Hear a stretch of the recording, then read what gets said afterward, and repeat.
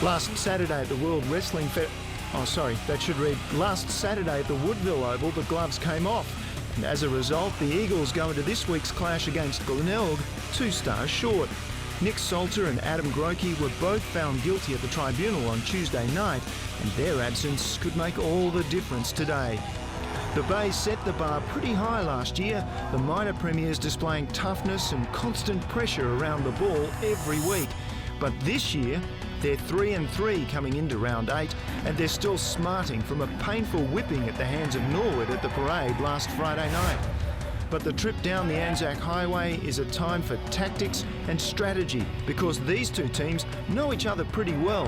Mark Micken coached the Eagles in the 90s, while Michael Godden has coached the reserves at the Bay. It makes for a delicious contest. From the city of Holdfast Bay, one thing's for sure, you'd better hold on tight. This is going to be good. It's the very best of the SANFL as Glenelg takes on the Eagles.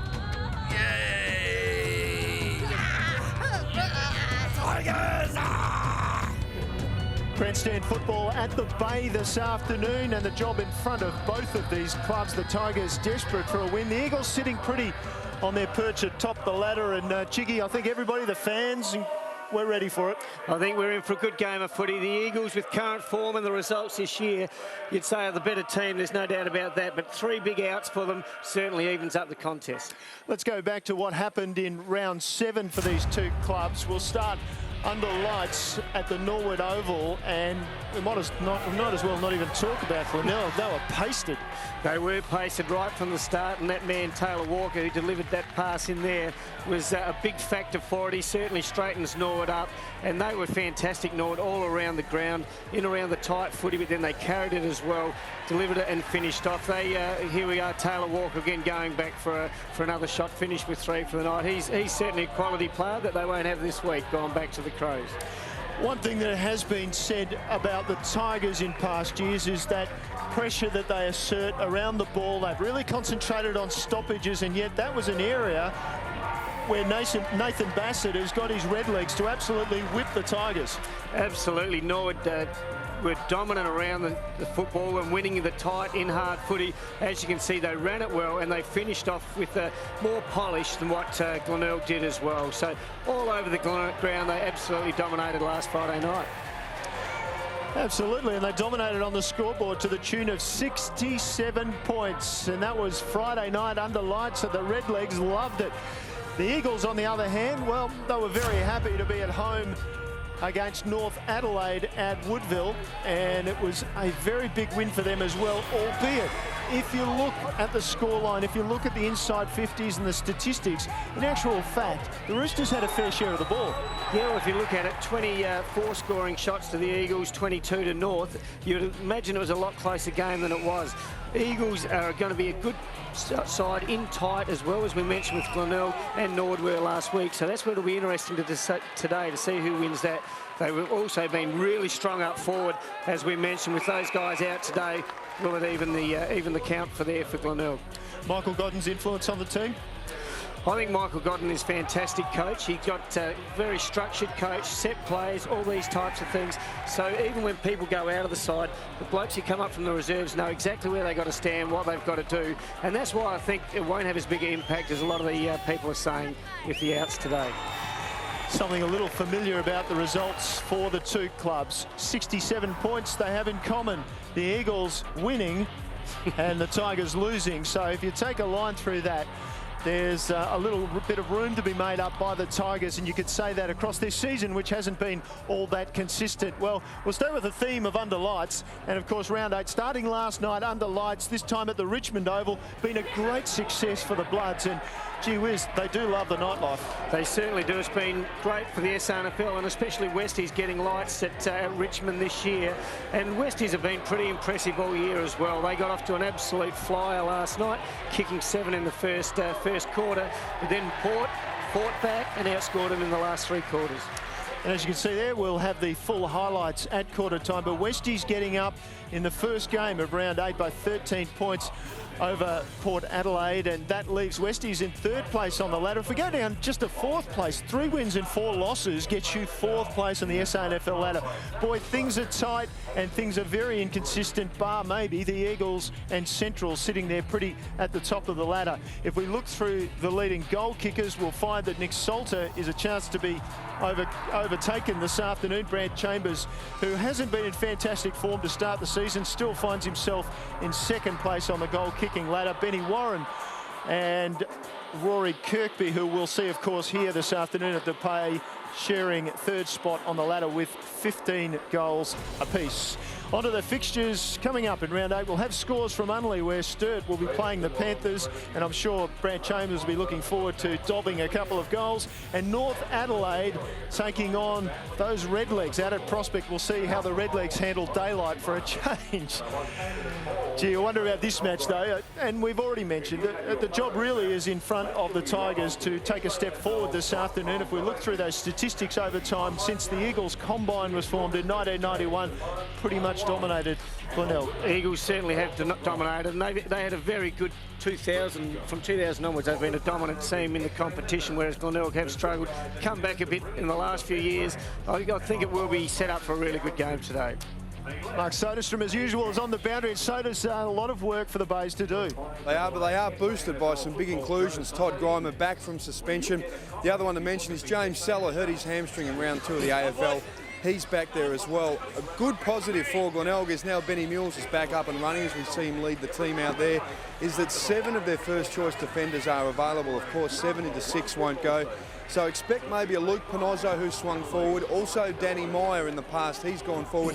Expect one of those boys to perhaps start in attack for Glenelg. So keep an eye on that move.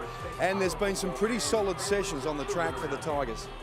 Well, particularly this week, after a really poor performance against Nord last week, we had to get our competitive spirit back. So we've done 2 nights of strong competitive footy. We even Monday night we had a real go at our tackling and our inside ability to handle the ball cleanly and put pressure on and also to use the ball well. And then on Wednesday night we played a game. So we've put an emphasis on really having an appetite for the contest.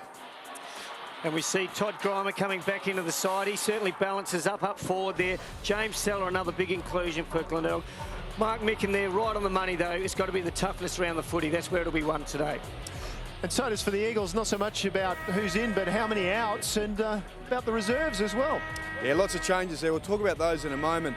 But the big number 55 back for the Eagles. Now, this is a sight that would warm the hearts of all the Woodville West Torrens fans. Rhett Bigland's playing. Now, the Eagles undermanned in big men at the moment. He's working as a ruck coach at the Eagles, did a lot of the pre-season, even played an internal trial, and looked very comfortable at centre-half back. Michael Godden said he will get into Bigland's ear and get him to play if need be during the season, but his work commitments may make that a pretty tough task. But great to see Rhett Bigland's back. Perhaps we will see him play a little bit more football for the Eagles. 6 changes to the side. James Stewart, one of those. He hurt his hamstring last night at training. So with so many changes, it has knocked the line-up around a little bit. Yeah, it has. It's pretty unsettling today, but what it does is give some young guys some opportunity, which we're really excited about. The forward structure was one of the areas that you're trying to get right. Again, there's been a lot of disruption. Yeah, look, all we can do is just shore up our midfield and our back line, which we've done, and just hope we get it in there enough to score us a winning score. With Salter and Grokey out, it gives the opportunity for Aaron Day to come in for his first game for the Eagles. An ex-Glenelg player, played 3 games there. So it'll be interesting to see how he goes. Well shut forward, another dangerous man. Where they get a lot of their run is from the half-back line. That's where the Glenelg guys will need to stop. Not much breeze out there, so it'll be interesting to see. It'll just be a case of maybe Benny Mills, who wins a toss, just which end he prefers when they're at training. In fact, he's got no choice. Mark McKenzie winning the toss, kicking to left of screen, which is to the northern end. So does that favour them, really? Not really, no, you're right, Neil. There's not much breeze to speak of at all, so quite a still day. Temperature set around about 21 degrees in the forecast, fine and sunny. Well, we're yet to see the sun. It is a very overcast day here at the Bay Oval, but it does look good. Conditions should be good for the players. We're expecting a cracking contest. Thanks for that, Sodas. As we just look at the Bays just huddling up for their last chance. The big number 28, James Seller, important to them, and it's good to see him back in SANFL footy, and of course looking for a game with the Crows eventually. It'll be interesting to see how he goes. He's probably had a month off of footy now and comes straight back in, how he picks up with the pace of it. He is an important player for Glenelg and has been in good form, and the Crows as well, obviously. He'll want to get straight back into it and give himself a chance to get back into AFL football. Well, Chiggy, obviously not so close to the Eagles, closer to the Tigers. What are they going to put out there this afternoon? You expect them to bounce back after that performance against Norwood against an under-strength Eagles? Well, I think what Mark Micken highlighted what's going to happen, you'd imagine. Their attack on the football, their desperation should certainly be there from the first bounce. They've had a hard week on the track. They were absolutely embarrassed last week. So if they don't come out with that early, you would think it's going to be another long day for Glenelg, because Eagles, as I mentioned, they have had a few changes, but Mickey Godden certainly knows how to get this team up and running. So I think it's going to be a hard-fought contest, especially in this first quarter. Well, I think he's had 8 weeks or 8 rounds of football, Mickey Godden, to put those structures in place. A lot of them, I'm sure, would be entrenched from the Ron Fuller days, so it'll be very interesting to see how they come out with a few injuries. We're just about set for a start. All the action from the Bay. Here's Michael Money. This will be a beauty, Neil. Looking forward to it. Been looking forward to it all week. Umpires Day, Philp and Crosby. Not Bing. I don't know whether he sings, Andrew Crosby. I must ask him one day. And all in readiness. Round 8 of the SANFL. Mark Micken said no competitiveness after half-time in his side. They booted 3-3 in both of the halves. Carr gets the clearance. Good mark. Taken by Kirkby in front of McKenzie. Kirkby goes inside 50. Brilliant kick. Meyer, did he take the mark? No. Umpire said play on. Got it on the half volley. Danny Meyer said come on. I think he certainly thinks he got it there, Michael, but umpire in a pretty good position. Grimer, that's Todd Grimer, knocks it out. Jared Kirkby, quick hands. Todd Grimer across the body. It floats. It's coming back around. It's not going to make the distance. Or is it? It was off the hands. Todd Grimer, almost. The impossible goal. We've seen Toddy Grimer already in the contest a bit here. Just a little finger on it there by Ullman, but yeah, Todd Grimer important already. Broadbent back into the side this week. Nicely done. Good transition work by the Eagles. They get it up inside their forward 50, and Treby has a mark barely 35 metres out. And for a man with a leg of his quality, distance won't be the problem. Perhaps it'll only be a question of accuracy. Yeah, Adlington just giving him a bit of room there. That quick transition from the back lines by the Eagles. They moved it beautifully on the outer wing. Allowed Treby to find some space. 25, pretty much dead in front. Lee Treby with a chance to put the Eagles in front for the first time this afternoon. Played Glenelg in round 3 last season, picked up his only McGarry medal votes of the year with 3, and he has started well this afternoon at the Bay. Certainly not the start there that Glenelg wanted. As we see here, read beautifully. Great hands there, thrown out of there by Welsh. As we can see, Treby good enough just to push back, get a little bit of space off of Adlington. Lovely kick to the advantage of Treby, though. Good enough to go back and kick the goal. How do you see the forward line working of the Eagles today, Chiggy? Because they've got Salter out and they've got Grokey out. Well, Scotty Welsh is going to be an important man up there as a main target. But then Treby and these on-balls are also going to have to kick goals for them as well. Carr's been in the thick of it. Goldsworthy, Geddes for the Eagles. Caught by Allen. How did he get rid of that? Umpire said he threw it. Free kick. The advantage rule was paid. Ben Kane goes to Mules. They're loving having him back in the side. And the kick is beautiful. The mark spilt. Taken by Jared. Jared's kick almost marked by Murphy. Cheap. Lost it. Then tried to gain it again. Back in after it, Jay Cheap. And the umpire coming in, circling, and it's not coming out of there. Mark Soderstrom, the Glenelg bench. Matty Bode starting there. There he is there in the blue boots, looking very nice for the Bays. Josh Willoughby also on the bench, and Chris Kane. Cranston doing battle with Parry in the ruck. Todd Grimer tried to keep it in. They've taken him to the line. Parry just comes through. A gentle nudge. It'll be another boundary throw in. Good to see Craig Parry back in football, released from South Adelaide, and trying to make a mark at his third SANFL club. Moved around a bit. Got to the tap down. Murphy pushed. Free kick will go to Byron Murphy. Feeds it off to Carr. Had Allen in space. Decided to go to the lead of Seller. Lovely kick by Josh Carr. That's what he brings. Very good skill set, Josh Carr, and good decision maker. Exactly. One thing we've talked about throughout the year is the polish of Glenelg with the finish. Josh Carr certainly adds that to the team there. Put it out, just a beautiful pass to good lead by Seller too, straight up the ground, long and hard. And Carr just put it out in front and quite an easy mark in the end. James Seller, no doubts about the distance, just a question of the accuracy. Josh Carr in good start to the game. From just outside 50, he's punched it through for a goal.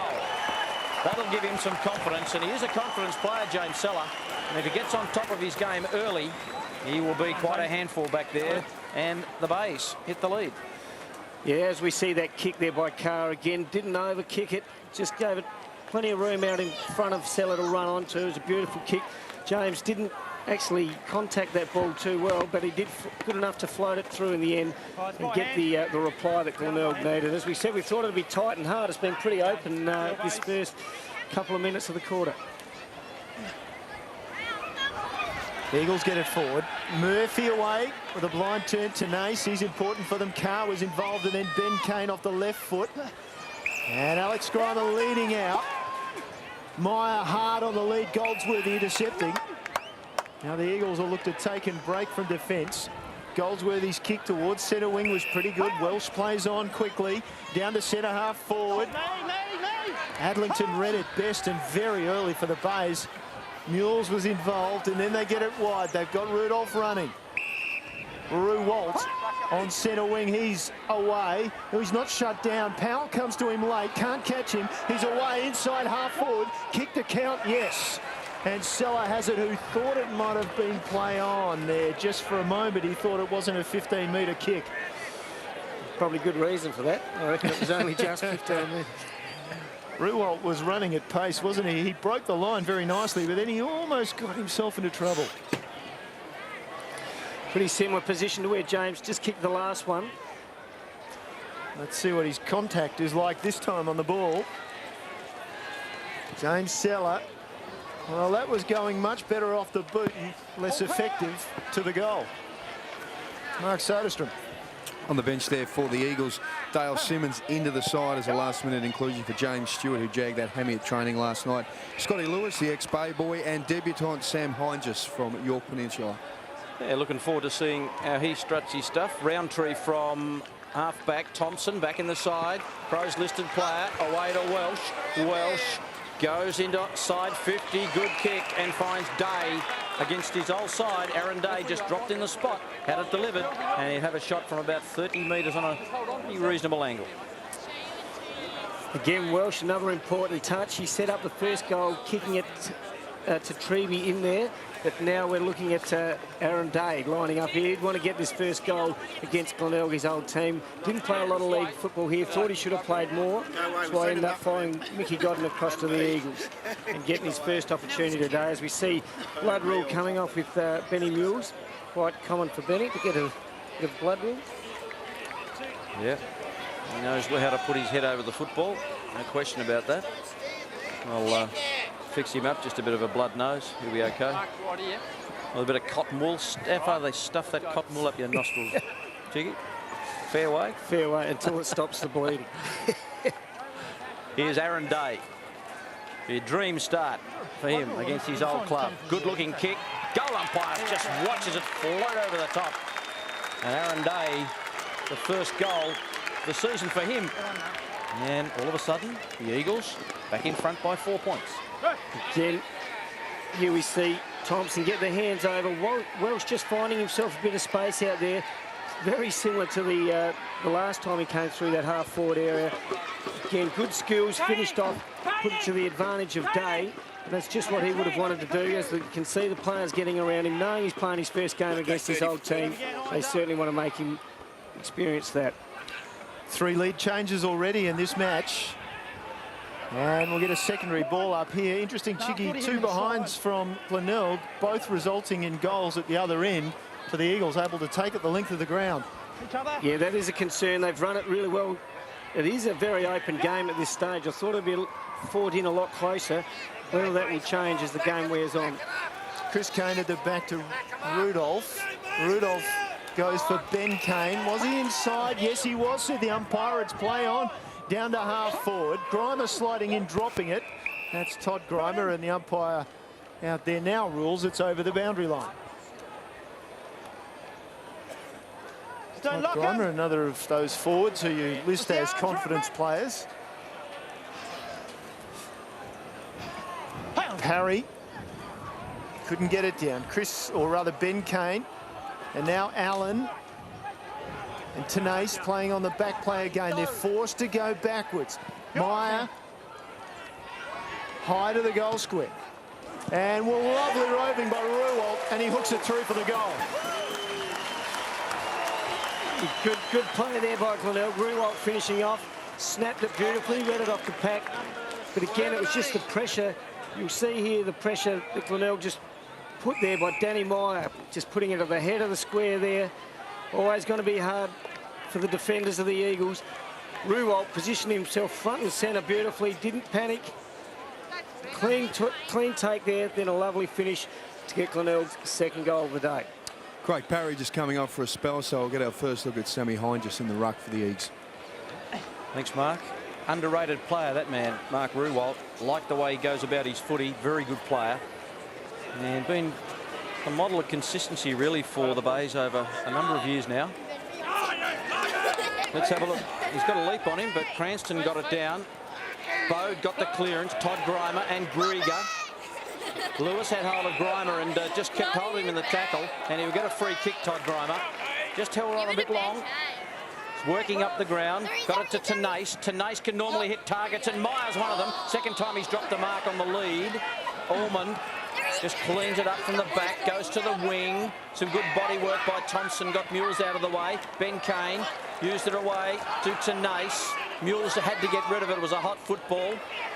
Ends up with Goldsworthy. Goldsworthy's kick's touched, it won't matter. Bouncing ball. Rudolph eyes for the football, charges through, takes them on. How does umpire Tony Day interpret that? He said, give it to me. Good decision too, I think. Rudolph certainly had eyes for the footy there. Couldn't really control it, and the Eagles guys straight onto him though. And he had control of it toward the end. Grimer, Willoughby over the top. Cranston, Adlington, it's a hot football. Grieger, nicely out of there. Jared, now there's some run. Roundtree can have a bounce if he wanted to. Decides to go long. Good kick and a mark. Has been taken by Hill. And on the lead, a wonderful kick. That's been a feature of the Eagles going forward. They've hit targets. They certainly have. And doing it very easily at the moment. That running through that half forward line and then delivering the footy beautifully out in front of their players. Hill going back for a shot and goal. Stuart Hill, I reckon he could play at another level from SANFL. Good looking kick, goal umpire salutes.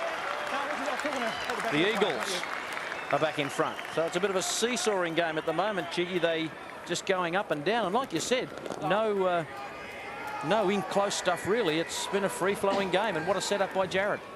Absolutely, good run through the middle there. Jared set it up nicely. He's a real dangerous player, always gets a lot of the footy. But Hill, Mickey Godden said through the week that he thought he could cover some of the losses up forward because Stuart Hill is a good strong leading forward. Interesting to note, Eagles in front, having only 19 possessions to Glenelg's 40. Gee, that's efficiency. Last week they kicked 5 straight before they missed. This afternoon they've started with 3 straight. Now Willoughby just drives it in low, not far enough, said the umpire, to be constituted as a mark, and Alex Grimer plays on, hooks it, minus score. I'd like to get a tape measure out on that one on the other side to Seller from Ruwalt, because they look very similar. Very similar there. Jared away to McKenzie from half-back. Short kick, Treby working both ends of the ground. Not his best kick. Cleaned up by Chris Kane to Ben Kane. Couple in the centre. One of them's Pinozzo. Pinozzo's kick out wide to Ruwalt. Ruwalt can keep on running. Thought about having a shot. Got around. Now he might have a shot. He's got to draw it back, but it won't come round. It just appears Glenelg are trying to do that one too many, just to try to set something up that's a little bit too clean. I think at this stage, just to get their confidence up, they just need to get the ball moving forward with some quick movement, as we've seen the Eagles do, and it will create opportunities for them, instead of trying to do that one extra hand pass to set it up or step around the kick as Ruwalt did then. McKenzie. Long kick in. So Heinges was perhaps the target. They had numbers there. Treby and Powell, the two experienced ones. They turn it over. Bode back inside 50. Allman, did it come off his knee or lower down? Umpire said it was lower down. So a free kick out on the full, and the umpire's just having a confab about this now. They're satisfied it's a free kick. Bode will take it for the Bays. Grimer is the target. Kirkby did some good body work to allow Grimer to come in and take the mark. Bays fans happy with that.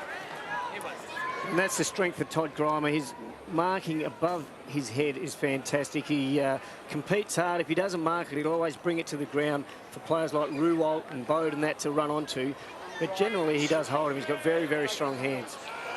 Has had some troubles with his kicking, although not so much this season. 13-3 in front of goal, and now make that 14-3. And the Bays are back in front.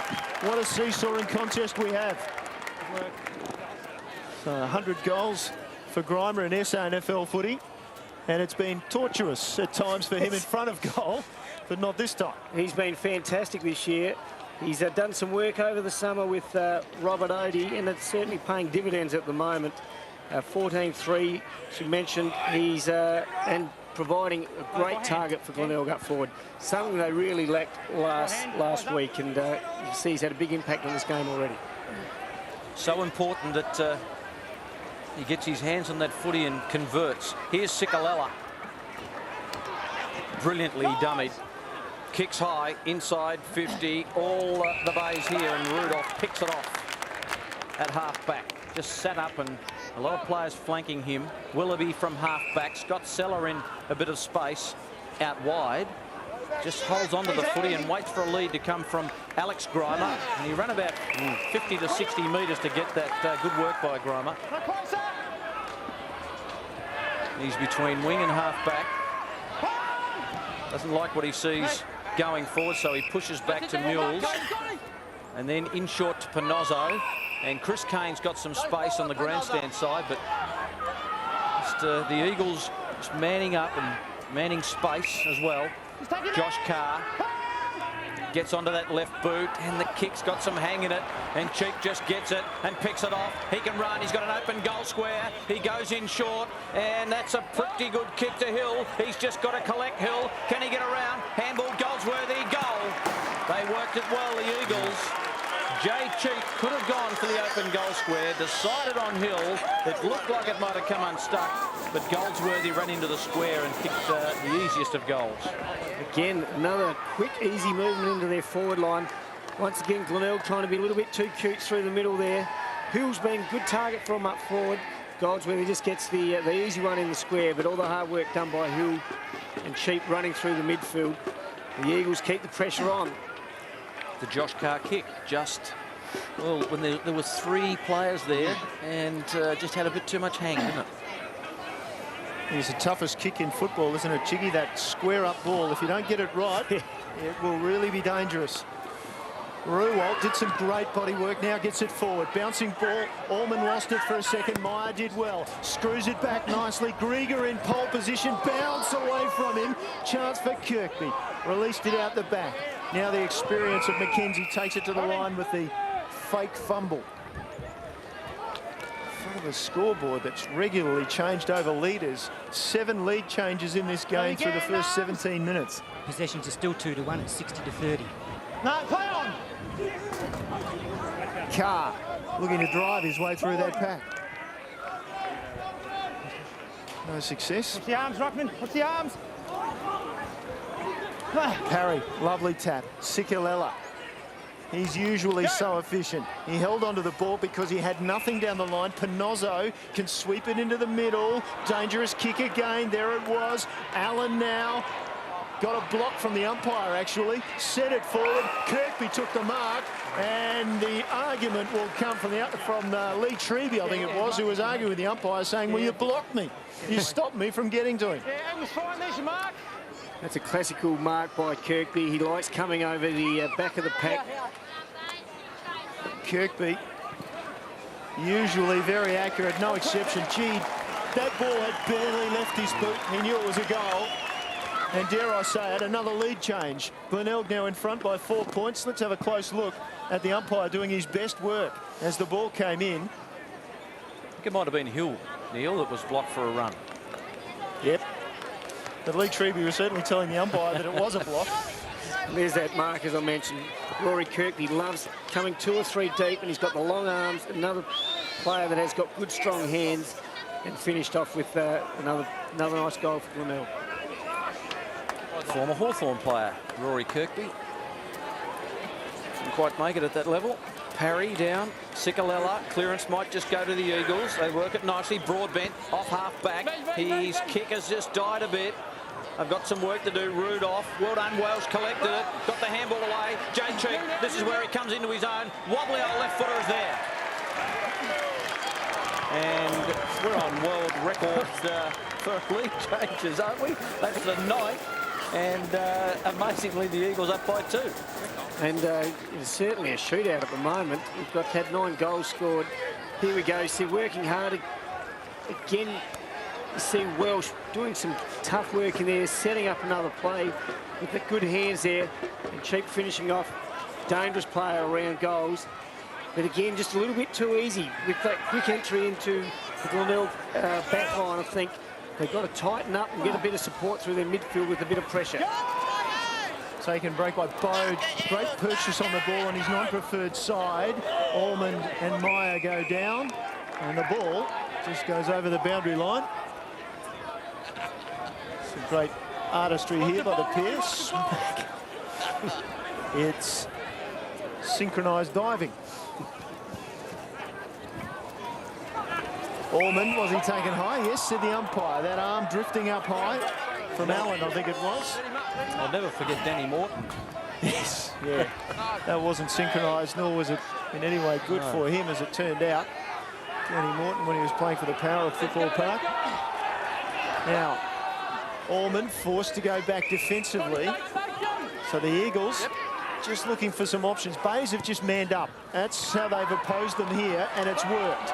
It comes to Tenace. He goes to the goal face for Grimer, and Grimer gets a free kick for holding on. He was opposed to the smaller man in Cheap, and Cheap gave away, dare we say, yes, it was a cheap free kick, let's face it.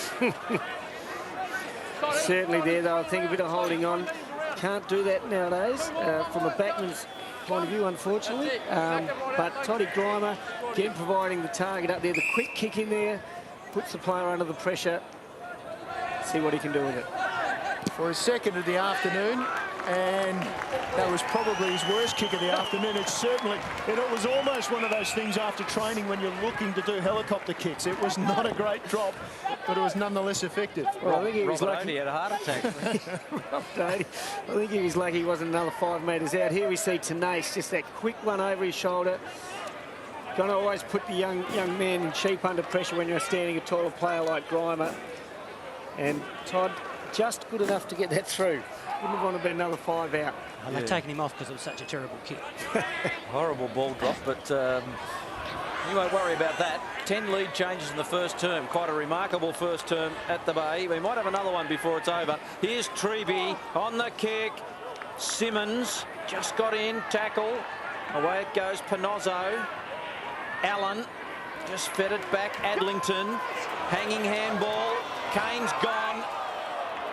Done and quartered. He had nowhere to go, and Luke Powell's one of the best in the business. I think that was there all day. 25-metre penalty. Ruwalt got in that little zone that they don't like, and you can't blame him because Broadbent was running around the back to get a kick. His player was running around the back, but he's paying the penalty too at the moment, but it might have been pre-planned. Ruwalt coming off the ground certainly puts Puts Powell right in goal contention here now. 20 possessions last week, 3 goals, 1 on the season, Luke Powell. He's made a meal of that kick. Out to the right. Bit disappointed with that after kicking 5 straight, boys. They would have liked to keep their record clean, I'd say, but Glenelg got away with that. So for the first time this afternoon, we'll get a look at what Glenelg can do from the kick-in. Allen, Thompson guarding the mark pretty well to prevent him from coming to this side of the ground. Carr, he's looked towards Adlington in the middle. He made that mistake before and turned it over, so he goes out to Kirk. Kirk now looks back. Eagles have covered pretty well. Kirk goes long with the kick. Kirkby has good position, and Seller had better position.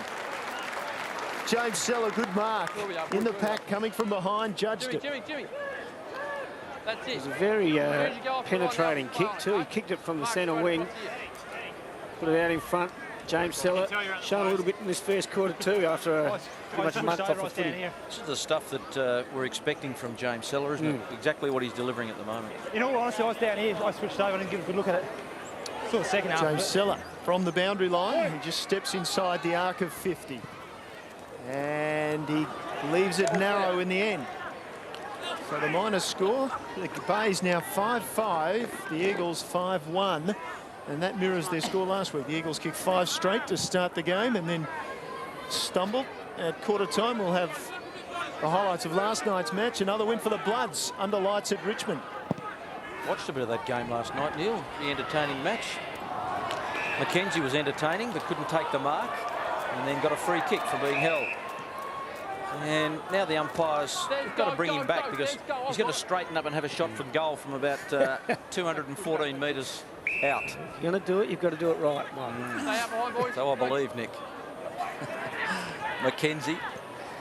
Well, they do a good job, the umpires. Here's Treby running well on top of the ground. Wobbly old kick looking for Goldsworthy. That's a beautiful mark to Adlington. That is very well played. To Willoughby. Can they turn it into a goal? Allen had Carr running. Sicolella on the mark. Out to the wing. Bode's just got in some space out there and wants to hold it up. Thought of the handball to Kirk.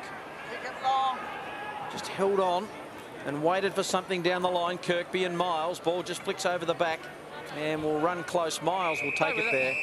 And let's have a look at some scores from the other ground. Sturt lead the Panthers very early in that game by 4 points, the Double Blues. And North Adelaide lead Norwood by 10 points. So you wouldn't be surprised if the Roosters get up after a debacle last week. Luke Jarrett, free kick, push off the ball. Luke Jarrett. Free kick off the ball, a push.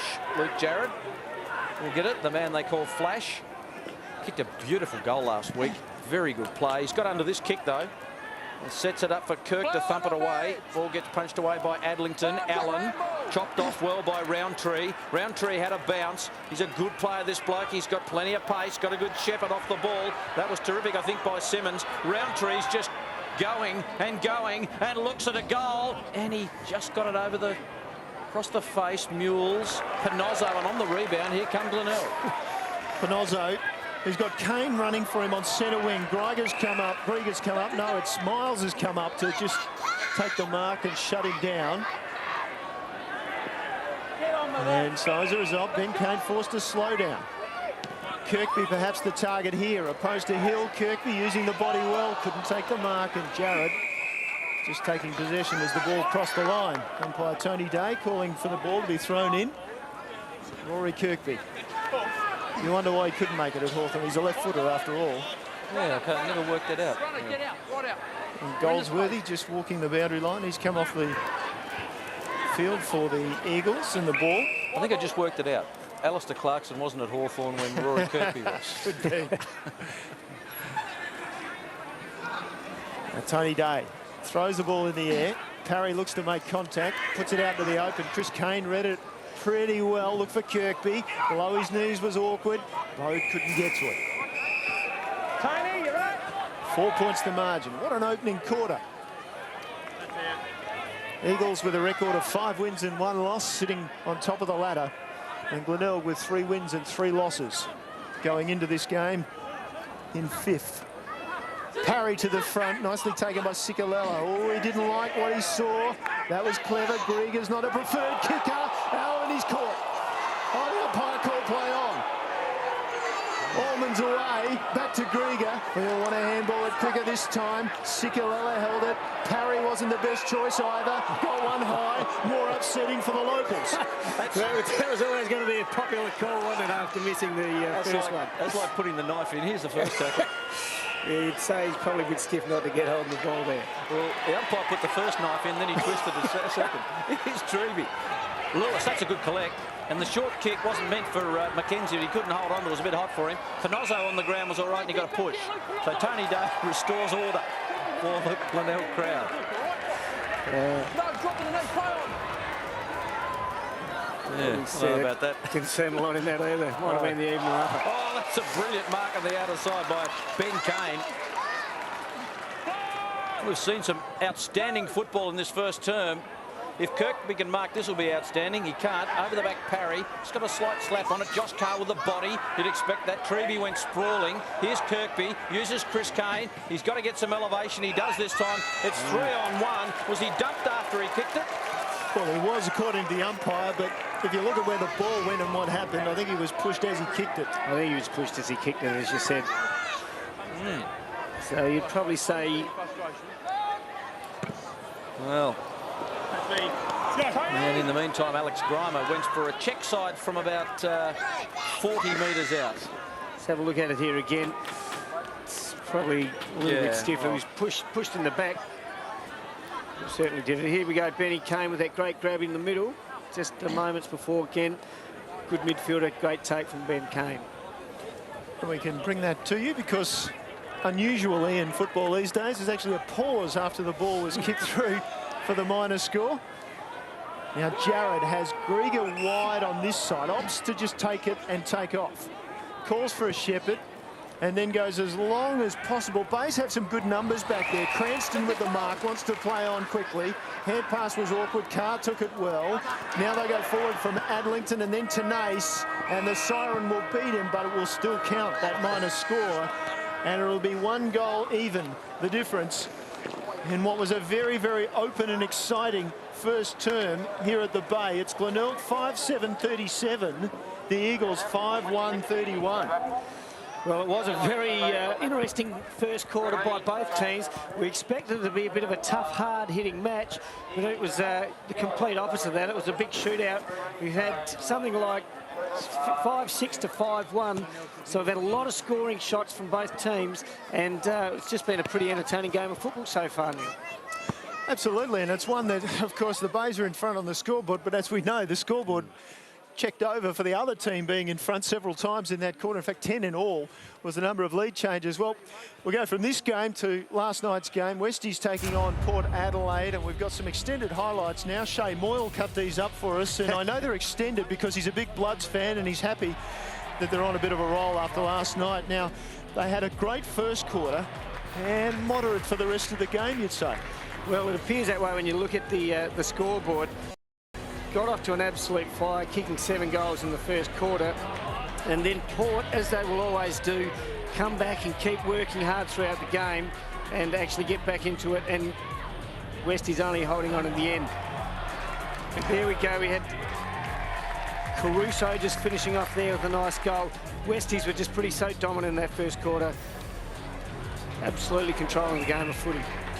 Well, I guess this is the line you take through Port Adelaide. And have a look at Cloak here. Gee, he can thump a footy, can't he? But you take this line through Port Adelaide. They are very competitive, but at any one time you suggest maybe 2, maybe 3 players short of being able to really secure a few wins in the SANFL. Well, yeah, you imagine so. But as you mentioned, the key word there is competitive. A lot of people have written them off nearly out of the competition at the start of the season. And it always gave Tony Bamford something really to work with, you know, the real Port Adelaide spirit, where the underdog, that's like where they like coming from. And you'd say they've done that pretty well this year, being competitive, but not enough wins on the board. So he wouldn't be happy with that. But still, they're having a real go at this stage. 43 points down at half-time. Port Adelaide managed to kick 8 goals 3 in the second half to 3 goals 5. Yeah, it's an amazing effort, and young Summerton was one of the players that got them back into it, who kicked a couple throughout the night, worked hard. Ezard there, kicking it down. And this is a young Port Adelaide side just making errors that really don't help them in the end, and probably the difference between maybe just a little bit of experience and winning a game or two, or in fact going close like they did last night. With 13 points, the final margin in favour of Westies, but an important win for them in terms of their overall picture of the season. And we know that Andy Collins has got them going the way he wants them to, and that is also up the ladder. It certainly is. They're sitting third at the moment. We'll see what happens today, but he'll be very happy with that. This match this afternoon, on the other hand, it was been close all through that opening term, and as I said, I think we counted up 10 lead changes in the entire quarter, so it was virtually the case that every time the Eagles, in fact they kicked 5 goals, 1 for the quarter, every time they kicked a goal they went in front. And it's been tight, it's been a real arm wrestle, there's no doubt. We saw Treby kick that goal. Been really impressed with Welsh up forward for the Eagles. Hasn't kicked any goals, but he's certainly set a couple up. Similar to this man here, James Seller, he's provided a real target along with Todd Grimer in the forward line for Glenelg. But this is where the Eagles have looked really dangerous, when they get the footy cross half back through the midfield and then they just run it forward there. And we saw Aaron Day going back, taking a mark there and kicking his first goal for the Eagles. Confidence is a big thing in football, and as you said, when the Eagles do spring the ball into the open, they just have that confidence in their system and their method. It's something that we've seen in the past couple of years from the Bays, in fact, under Mark Micken. They have their stoppage factors of what they want to do, and they know they're going to break it open and run after that. They do, and that was a classic example, I think, Glenelg over-possessing the ball. We'll have a look at the stats in a minute, but they certainly have tried it again. Just trying to be a little bit too cute. Josh Carr there, we mentioned through the call, if you don't hit the body there, it can really hurt you, and in this situation it certainly did. I think Hills provided a real target for them up forward there, and they've been pretty dangerous moving it through that midfield. They're a good team though, the Eagles. They will hurt you if you turn it over. There's that famous block by the umpire allowing the kick to go forward from Allen to find Kirkby, and here we go, Broadbent back in the side, and just one of the wobbliest kicks you'll ever see. But Welsh, who's got to play an important part for the Eagles this afternoon in the absence of Brokey and Salter up forward, able to set up that goal. 5-7-37 plays 5-1-31. According to my statistics, only the 6th time this season the Eagles have actually lost a quarter, so they're in pretty good form. And Mark Soderstrom, you've been listening to what the boys have been saying at ground level. Over at the Glenelg huddle, Mark Micken just made a big point of the fact that Eagles got 2 of their goals from their direct kick-outs. So obviously with not having to wait for the umpire to wave the flag, as we well know in modern football today, they can move the ball on quickly. So just very critical of the Glenelg boys to get back into their zone there, the forwards there, to try and slow that up a little bit too. Another point that he made is that Todd Grimer is going to come up the ground a little bit and just work off the square quickly at the ball-ups, just to try and cut down the influence of the Eagles there. Over at Mickey Godden's huddle, well, he pretty much just talked about work rate and numbers to the ball. Felt that was down. Obviously a couple of nice passages of play where he's been very critical of ball movement over the past couple of weeks. We did see some really good signs from the Eagles there, but still the work rate not high enough for his liking. Thanks for that, Sodas, through those stats in the opening term. And is there anything much to note? Well, again, just the possession count at Glenelg compared to the Eagles, 58 kicks to 35, 34 handballs to 19. The inside 50s as well. Glenelg have had 18 to 10.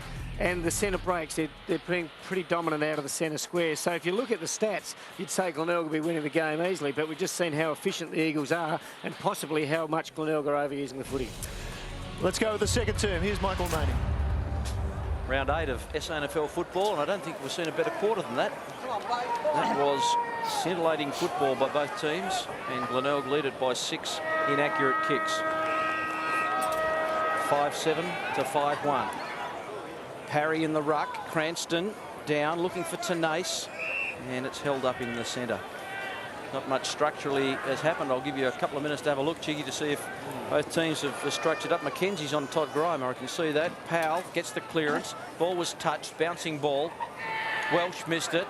Handball comes out beautifully. Roundtree has a shot, and it's away to the right. Thompson was the player who delivered the handball, and Roundtree had a golden opportunity to start the quarter off at the 32nd mark with a goal. So the Bays now Bring the ball in long. And a little bit of shepherding work going on there. And Roundtree pushed his opponent aside in Rudolph. So it'll come back now and Rudolph will get the free kick. In effect, as you see, Rudolph just protecting his man. Mules trying to take the mark and he was cast aside. Oh, now the smother from Thompson. Clever work, taken down. Rudolph will get another free kick. And Thompson was hunted down by Rudolph that time, and he needed to be. Sam Rudolph maybe a little too careful with the kick, Chiggy. Yeah, again, Glenelg just not grabbing it and making the most of their opportunities. Got another chance, though. Rudolph long and very effectively to Adlington. Looks back through the middle. He had Kane running and decided against it. Mules is still there across half-back. No. Down the line he goes. From behind, McKenzie knocks it down too high. Alex, or rather, Todd Grimer will take the free kick. Todd Grimer short, way short. Carr, though, picks it on the half volley. Not bad inside half forward. Allman to come away. Grabbed, caught, released it. Against the tide was Sikalala, held it in. 40 out from the Bay's goal.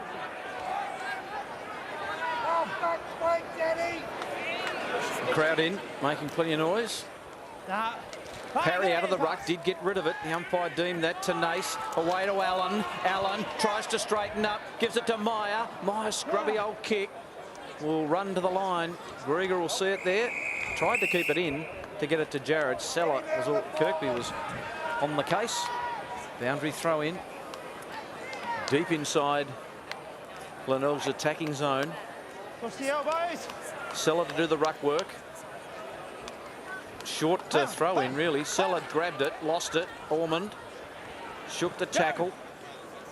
Skipped away, swung the kick out wide.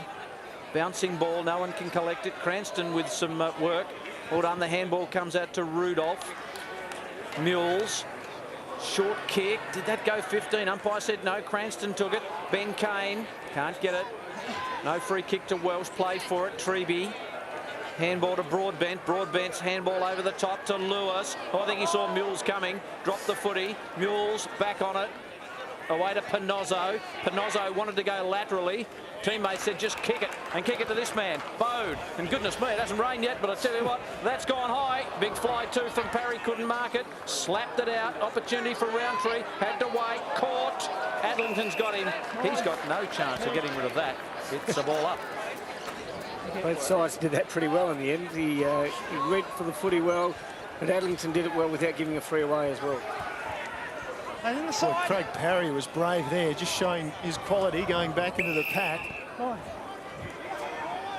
After a bad shoulder too, Neil, to be able to do that is just outstanding. Craig Parry, interesting. He and Luke Powell are both in their 8th year of SANFL footy. Parry, of course, has gone through 3 clubs in that time. And Powell is, of course, still with the Eagles, as he was when he originally came over from Victoria. What's the language? So Parry opposed to Seller. Parry had the better of it to Treby. Just released it into open space to Powell. Good give, Sikalala. Support from Treby, surrounded. Oh, gee, that was good. And then to Jared, who's on his wrong side. He'll go back, you would think. Back to the left side. Looks, and then hand passes to Powell. All the experience coming out for the Eagles. Jared again. Off his right foot. Don't think I've ever seen that, but it was reasonably effective. Down inside half forward. Goldsworthy leading for the chase for the ball. Got one high. Free kick. Goldsworthy, well, he wanted to play on. Umpire will call him back. Back behind the mark, young man.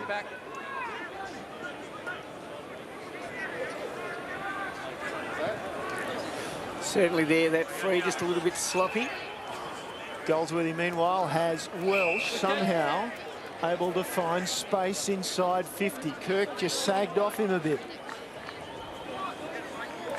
So Welsh will have a shot, not much more than 45-degree angle, and he'll probably kick it from 45 metres or thereabouts.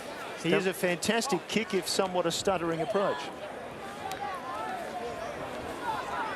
There he goes.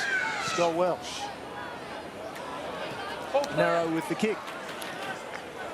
Done a lot of the bustling stuff up there, set up a couple of goals in the first quarter for the Eagles. First chance he's had to have a real ping at the goals himself. He'll be a little disappointed with his effort there. Normally a beautiful kick at goal. Short kick out to Carr. So it's a 4-point lead to Glenelg. Another short one on to Kane, and he just completed that mark before it went out. Just held on. My bet you'll probably go to Pinozzo to the outer side. And again, I'm flat broke when it comes to gambling. Here's Kirk, and it goes out of bounds. Yes. As you mentioned before, McKenzie is the man on Grimer. He had a pretty good first quarter. We've got Hill has been on Kirkby as well. Yes, Hill's gone back. Over the top, Parry. Loose ball get. Kane, Treby, Carr, drew the tackle. Bode in the thick of it, out of bounds again. 5-7, plays 5-3. The Bays have had plenty of opportunities to just be a little bit further ahead. The Eagles are hanging in there. Big possession rate difference in that first term. Taken by Powell. Wobbly old ball. In they go. Gee, that's courageous by Day. Got his head over the footy. He knew what was coming. He did. He did it really well. He got his body down low, so he was always going to get the free kick. I don't know about his distance on kicking here. I think he'll just go for the hot spot, and he does. Does the team thing. Up they fly. No mark. Front and square. Bode. And Bode will clear for the Bays. Pinozzo, oh gee, he was in doubt about what to do there. Now Murphy, and he's got running for him Ruwalt. So Ruwalt, just with a bounce, now he's caught. He didn't have many options that side of the ground, so he went in board, and Murphy, wobbly old kick, turnover. And here comes Roundtree on this side of the ground. It opens up for the Eagles. Welsh is saying, put it in front of me. Instead, he went over the top. He was looking for Heinges, and they took it away from him. And Mills, with a rare touch of the ball, is tackled to the ground. Still, I don't know if Wade Mills has even had a kick this afternoon, Moggy. Computer says no. Computers don't lie, do they? Cicolella took it out of the ruck contest to Powell. Inboard the left foot of Treby. Treby belts it long. Comes back on the breeze, almost to Goldsworthy. He's a left footer as well. He'll go back along the line. He'll shake the tackle, get the kick to Welsh, play on advantage, goal. Wait on the umpire. No, it was touched, according to Tony Day, and a minor score. Well, it'll be interesting to have a look at that. As we see here, the Glenelg players look like that they nearly stopped. Well, maybe Tony Day just saw it as going through for the minor score, but either way, he was the one who made the decision and said all clear with only the one hand, so the minor score. Glenelg certainly got out of jail there, because you could see the Eagles were still working hard hunting the footy, and all the Glenelg guys stopped. I think they thought it was going to roll out of bounds. Lucky not to get away with a goal against them there. Ball was kicked out of the compound. Got a new one. Pinozzo to Rudolph, who was just standing out there on his own on half-back. He goes to the wing. Set Kirk a bit of a task. Couldn't take the mark. Mules left it for Kirk in the end. Handball out to Chris Kane. He found himself in a bit of space, then put to Tenace completely under the hammer. And the umpire said, you had prior opportunity, Kane Tenace. And the smiling Justin Cicolella says, give me that ball. It wasn't pinned. Cicolella goes inside 50. Welsh at the back. Goldsworthy has to do the flying. Does the roving. Dribbles it. It wobbles and hits the post. The ball was with you. It wasn't pinned. 2-point lead to Glenelg, so they're inching away, the Eagles. They are, and they've had a couple of opportunities there that normally they'd make better opportunity of, but a couple of points. In fact, the last 5 scores have been minor ones after 5 straight to start the game. Kirk and Adlington, and then Cranston and Mules, and they work it wide, and then through the middle. This is dangerous. Ruwalt, Broadbent couldn't get him. Rudolph running. Now Willoughby down to half forward, not bad. Grimer, this is Todd Grimer. 70 from goal, looks up, a lot of hands in the air, but no clear leads. He decides just to bang it along. Eagles have some numbers there to take it away, and they do through Jared this time. And then Roundtree in a bit of space cuts inside. Outside with a kick wasn't great, but it will find the boundary line in the interchange area. In the end, a win for the Eagles. 2 points the margin. 10 minutes in, second term. It's away. Somebody's grandmother for sure. Put the arms up! Parry and Cranston. Parry with strength down to Roundtree. Thrown off the kick. Cheap swings it inside 50. It will bounce away. Goldsworthy tried to keep it in, then tripped. And the big man up there, Heinges, is a bit of a lumbering type. There's Goldsworthy.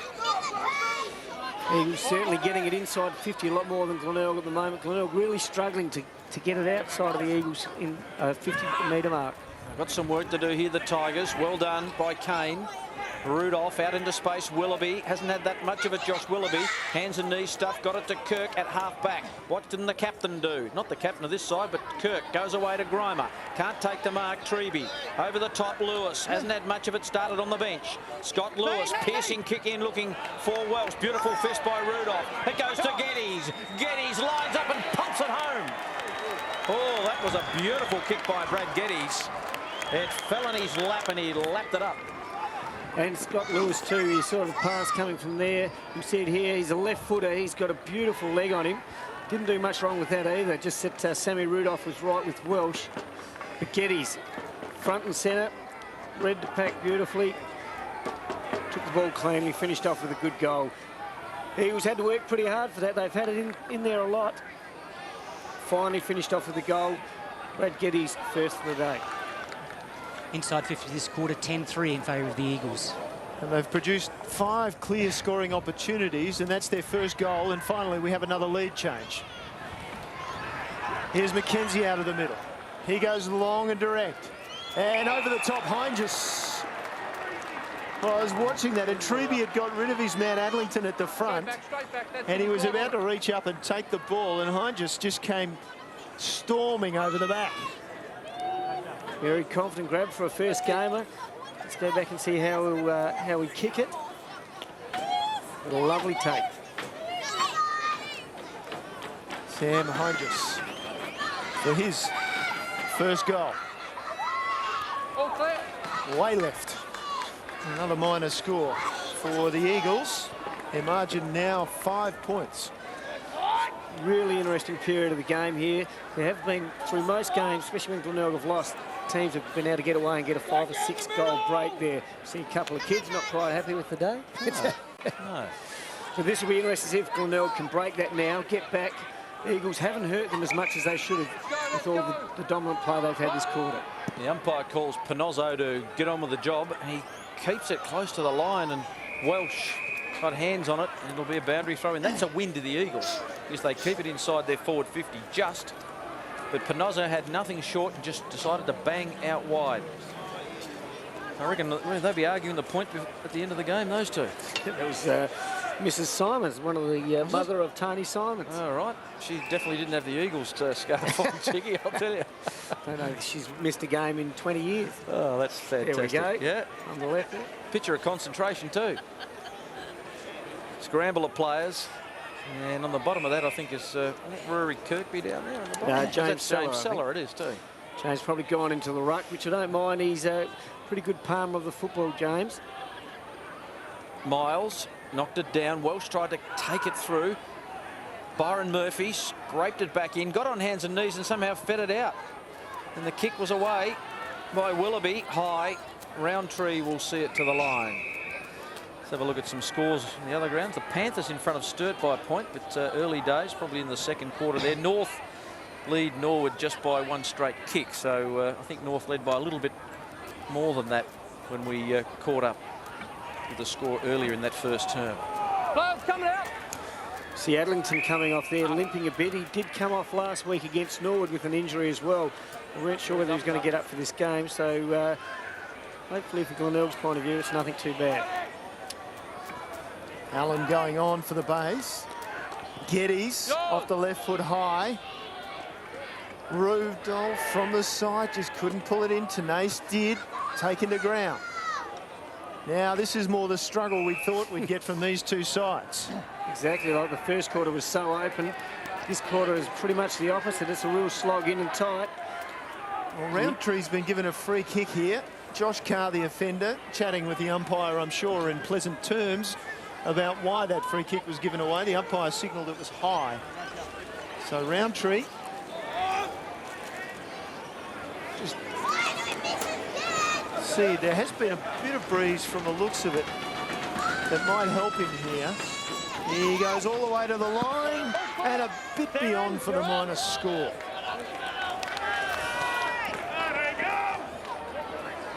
Let's have a look at it here again. Bottom of the pack, anything could happen in there. Inconclusive. Something happened. Grimer and McKenzie and Rudolph. I think they hit him on the forehead. He did everything right. He did. Got the lovely ride. Sammy Rudolph normally reads the ball better than most. Didn't see that one real well. Give him a cheek, I think. They're about 3 kilos lighter this year. We've got rid of all that hair. Yeah. Seller. In goes Murphy. The umpire says, give it to me. Been a bit more of a scrap, as the boys are saying. It's sort of tightened up a little bit. And just the one goal in this quarter so far. That beautiful running goal to Geddes.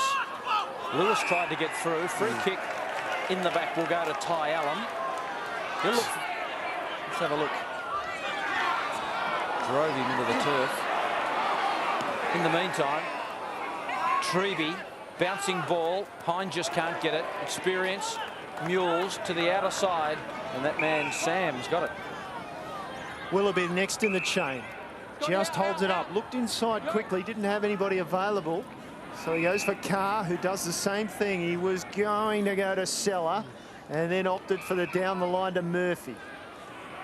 Which was a better option, I think. Seller was calling for it. He was flat-footed, though, in the middle. It was that dangerous kick. Kane to Kirk on 50. Kirk likes his chances. Maybe not with that kick. And Jared with the mark. And Alex Grimer came late. And umpire said that was okay.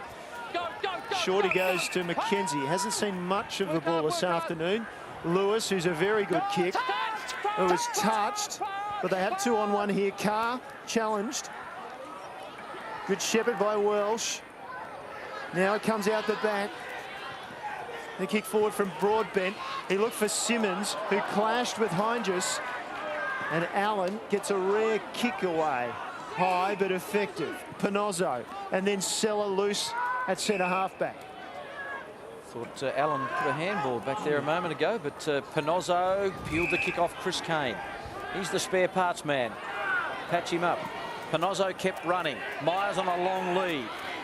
Now he's a right footer and he paddles in front. Keeps it in. Allman did so well. Oh, brilliantly done, Allman. Just won the football and then gave it back to Ruwalt. Umpire said Roundtree, in fact, Allman was being held by Meyer as he was scooting away after he got rid of that ball. And I think they've played it downfield, which is about 5 metres further. Well, huge advantage. As Treby to Miles. Thought about McKenzie over the top. Big Todd Miles has been in pretty good form this year for the Eagles. He found a yard. Kicks inside the 50. Mule's getting back, eyes only for the football. Had a blood nose early, but that wouldn't worry him. Just spur him on a bit more. Out to Panozzo, who's starting to gather a bit of the football in this second term. Seller was lumbering past. The kick was low to Murphy. He had Carr in space again. Decided to go to a 50-50 ball to Kirk, but he's too tall for Geddes. Then the handballs be a 25-metre penalty. And he just didn't let go of him enough, and I think you're caught between the devil and the deep blue sea. Yeah, it is a tough one here. You see Kirk takes a good mark. You can see he's going to play on. He grabbed him after, you know, mate, I think that's should have stayed where it was, but I'm not an umpire. No. And this could be a damaging decision. Puts Kirk within about 25 metres of goal, worked in front after all the hard work the Eagles have done. Sometimes looks as if he gets it off his shin half the time here, Daniel Kirk. His last kick was just dying on the trajectory of it all. Here he is. He's pushed it away to the left, Daniel Kirk. And, I think that's why he's head down running to the back lines again. But he did go forward in a finals, at a grand final even, and kicked 3 or 4 goals. for the Bays, and it was pretty handy. But yeah, plays most of his best footy at down back. Time on in the second term. Bay's first score for the quarter. Murphy inside the centre square. That man Allen, not surprisingly, you can just about call it every time there's going to be a Bay player in at the bottom of the pack, it'll be Ty Allen. Yeah, he's been fantastic for Glenelg over the last few years. Carr sweeps it out of there. Bode was at the back looking for it, just couldn't quite get it. He's still buzzing around. Finally, it's got it in his hands, and he maybe in some ways wished that he didn't, because he was immediately beset. Kirkby, beautiful tap, wrong colour, got it though. Roundtree coming away to Treby. Treby outside with a hand pass. Thompson over the top. Oh, he's put it really on the head of Welsh, and they had numbers, the Eagles, and Rudolph has done so well just to hold it up there. Yeah, he's a quality player, Sam Rudolph. As you can see, you mentioned our numbers, it was 3-1. Just did enough to hold in at the bottom of the pack without giving away a free. Cheap, couldn't get the kick away. Carr got the handball successfully. Seller was slung, and Sikalella with a handball of sorts. And will that be high? Umpire says no. Goldsworthy was the man. I'll reveal who this player is. Adlington, I think. In a moment. Paul Adlington was sitting there with the big padding of ice. Lewis, former reserves player with the Tigers, couldn't force his way through. It's a little bit tough and tight now. Well taken by Bode, who could be back to his days playing cricket. Wonderful slips catch. Broad bit, and Grimer's got him. And Bode wasn't too far behind. Now, who's going to take the free kick here? Bode's been told to settle down. So Todd Grimer with the free kick. In short to Carr. Carr thought about Chris Kane in the centre. He's wanted that a few times today. He's had a couple of his kicks run down. Pinozzo over the top. Seller. The stretch was okay. Athleticism by the big man. He goes out wide. Kirkby's one of the targets, and coming from nowhere was Alex Grimer. He's taken out Hill, but then Kirkby has been held in the contest, is it? He's going back, expecting to get the footy and have a shot at goal. Rory Kirkby. Let's have a look. Let's see it here. It's against McKenzie for just holding onto his arm by the look of it. It's about all I can draw from it. Here's Kirkby. He doesn't miss too often, Rory Kirkby. Bays are back in front by a point. And Rory Kirkby gets his second. Yeah, he's a lovely shot in goal, Kirkby. Here we see it here. Glenelg just built a bit in this last bit of this quarter after Eagles working so hard. Seller getting a long penetrating kicking up forward there. As you can see, the packed form, couldn't really see what the free was for. Possibly a hold. Kirkby goes back and kicks the goal.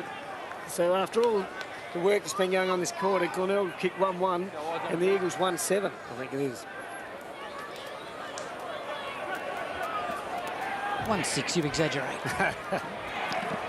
Sikalella out of the middle for the Eagles. Miles in the middle of the pack. He rose up and couldn't get it. Thompson on the ground initially for the Eagles, and now we'll get a ball up. Tony, see it. This was never that good at maths, Moggy. Now, there's a lot going on around the ball, as we saw there. The umpire has picked out a free kick. Cheap stays down, but it'll go to the untidy one in Chris Kane. Out the back to Pinozzo. He then shared it with Tenace, and Cheap got to him, but a little bit late. Murphy still at half back. Tigers have Mules on this side of the ground, and they use him up. Mules in turn can't go down the line. Geddes just slipped off the bench, and that stopped that run down the line. Chris Kane again to Tenace. Didn't they just? Yes, they did. They just did that inside forward 50, and now just outside. Wade Mills, I think that's his first mark and first kick for the game. Kirk, who kicked their first score of the quarter at the 20-minute mark, and this is a 25-metre penalty, which looks more like 35 metres. Am I wrong, Chiggy, or that's a long 25, and it's just inside 50 now, and Todd Grimer will have a shot at goal into what breeze there is at the Bay. If anything, he is, you're right, kicking into it, but it's pretty slight. hasn't been kicking them brilliantly today. Let's see how this one goes for Toddy. No, but generally they have been straight. Grimer sits back on the kick, goes long, doesn't quite make the distance. Still in play, and Jared now taken down. Yes, he was just on the edge of his distance there, you would think, Grimer. Same again, don't lock him, Ruckman. See Lewis coming off for a spell. An opportunity for the Bays. No one can get the ruck tap down. Sikalella had to get rid of it quick. Mown down. Free kick is against him. Or is it a push? Alex Grimer's gone completely off his brain there.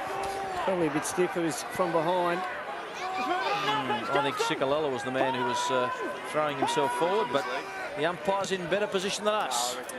Sikalella goes long, and the arm wrestle between Rudolph and Goldsworthy amounts to nothing. It'll be a ball in. For the Tigers, Luke Panozzo's had 14 possessions and 13 to Ben Kane. For the Eagles, Lee Treby leads everybody on the ground with 15. They've been everywhere, Treby. Parry in the ruck. Kane. That's Chris Kane. Got it to Tenace. Umpire said play on. Tenace normally hits targets. This time he can't. Wobbly old ball. Myers there. Runs onto it. He's thrown into the ground. He'll get a free kick.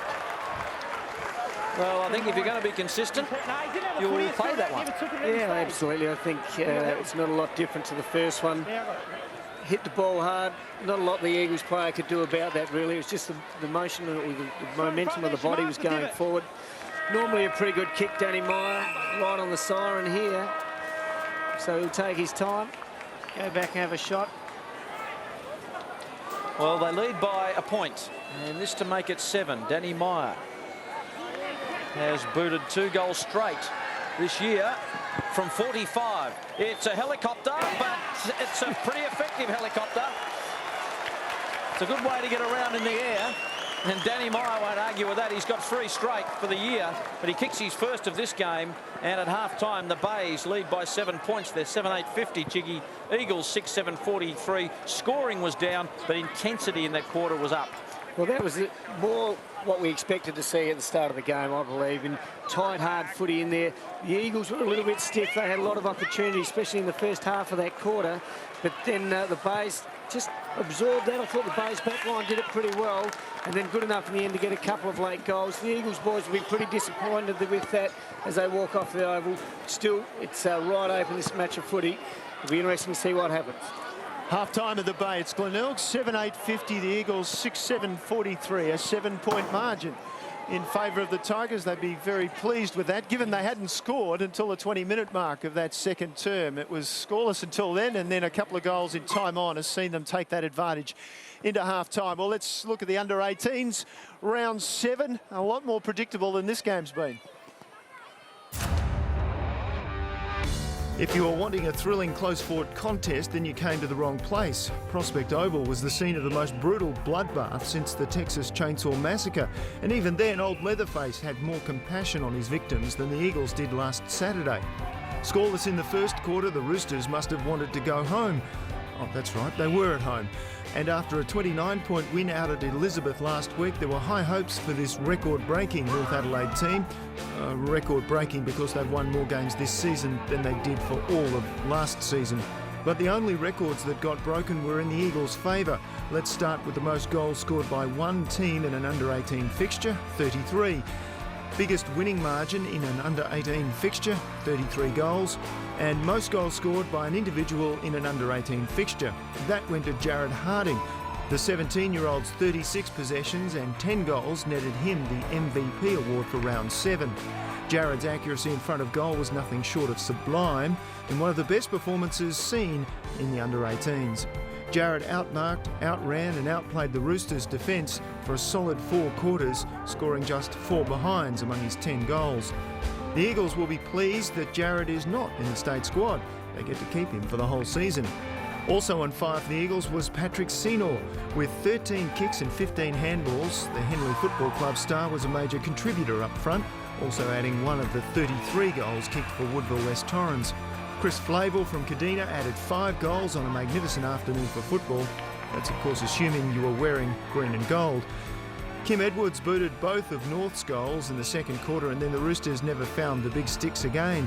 But on a day 4 records, the Eagles went home 1 record short, falling just 1 point short of the much coveted 200-point winning margin. Yep, that's right, the Eagles by 199 points. Ouch.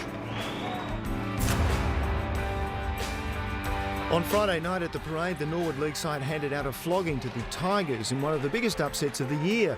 The SANFL League program is almost impossible to pick with so many results coming out of left field that the bookies are running for cover. If you thought the league results were unfathomable, then just take a look at this. The Bays under-18 squad, unbeaten in 16 matches since June last year, went down to Norwood, who had just 1 win all season. Blame college football, blame the global financial crisis, blame that volcano in Iceland. But make no mistake, this is a good result for the Redlegs. And making no mistakes was Peter Perfect for Norwood. Sorry, that should read Peter Persinos. He was as close to perfect as you'd ever want to get. He only gathered 11 kicks, 2 handballs and 2 marks for the round, but he managed 5 goals from those stats to be highly rated among the best on ground. Joel Aish was again on the score sheet with 2 goals from his 18 possessions, and Josh Allen was mentioned in dispatches for his outstanding effort with 30 disposals for the day. Norwood led all day, but did get a scare in the third quarter, which the Bays won when Lachlan Earl and Ben Lockett started to take control of the scoring. But it was only a minor blip as Norwood rallied to come home strongly in the final term, running out winners by over 9 goals. So on a day of surprises, it was Norwood by 55 points. So to take top spot on the under-18 ladder, all the Magpies had to do was win, and just a 1-point margin would be enough. Well, in contrast to their hapless big brothers in the league, the Port Adelaide under-18 side did the job convincingly last weekend, disposing of the winless Bulldogs by a little more than 1 point. In fact, the margin was a nice even ton.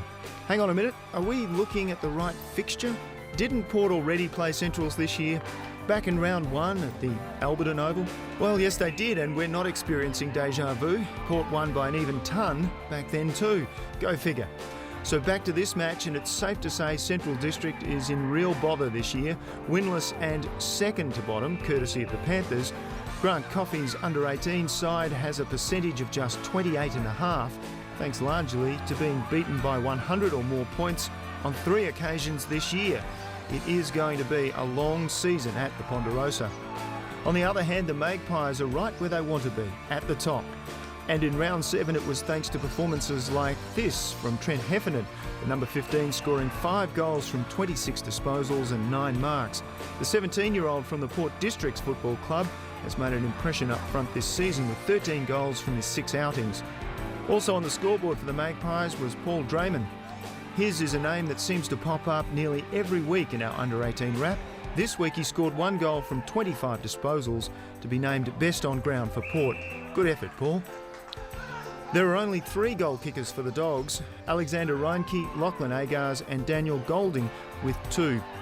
And kept completely scoreless in the second term, the Dogs could have expected the result to be much worse, but 16 goals is bad enough. The Magpies, for the second time in 7 weeks, victors over the Bulldogs by 100 points.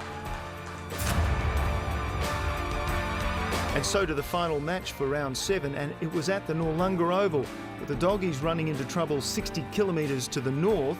This was the Panthers' big chance to scrape themselves off the bottom of the ladder and create some hope for the season. Yeah, right. Any hopes of an upset were dashed after just 24 seconds when Kieran Stone booted the first of his 3 goals for the day. It was all downhill for South from there. 5 goals down at quarter time and 10 goals down at half time. There was certainly no coming back for the Panthers. Best on ground for the Bloods was 17-year-old Josh Schiller with 35 disposals and 6 marks. The 2010 Under-18 Academy member was outstanding, also adding 1 goal in the second quarter. Another name you'll continue to hear in our Under-18 wraps is Corey Seamers. Corey made a nuisance of himself up front, kicking 4 goals on Saturday to double his goal tally for the year to 8. 17-year-old Darcy Munn picked up some best on ground votes for his performance. Darcy amassed 19 disposals and 8 marks. He's getting a bit of a reputation as a quick-thinking opportunist, booting 3 goals to add to the 1 he scored against Glenelg in round 2. The Panthers' 6 goals came from 6 different goal scorers, but it was Sam Richmond who was declared best of field for South. With 21 disposals and 6 marks, the 17-year-old breathed a little life into his team, but it's going to take a whole lot more than that to prize the Panthers out of this car wreck of a season. To cap off round 7, Westies by 75 points over South. And there were some big margins last week in the under-18s. The Eagles by 199 points, Norwood by 55, Port by 100 and Westies by 75. Sturt getting the bye. Let's have a quick look through the premiership table. It's Port and Glenelg leading the way. It's been much of the story for the season, really, for those two sides to lead the way. The Eagles, Westies and Sturt forming the rest of the top 5 at this point in time.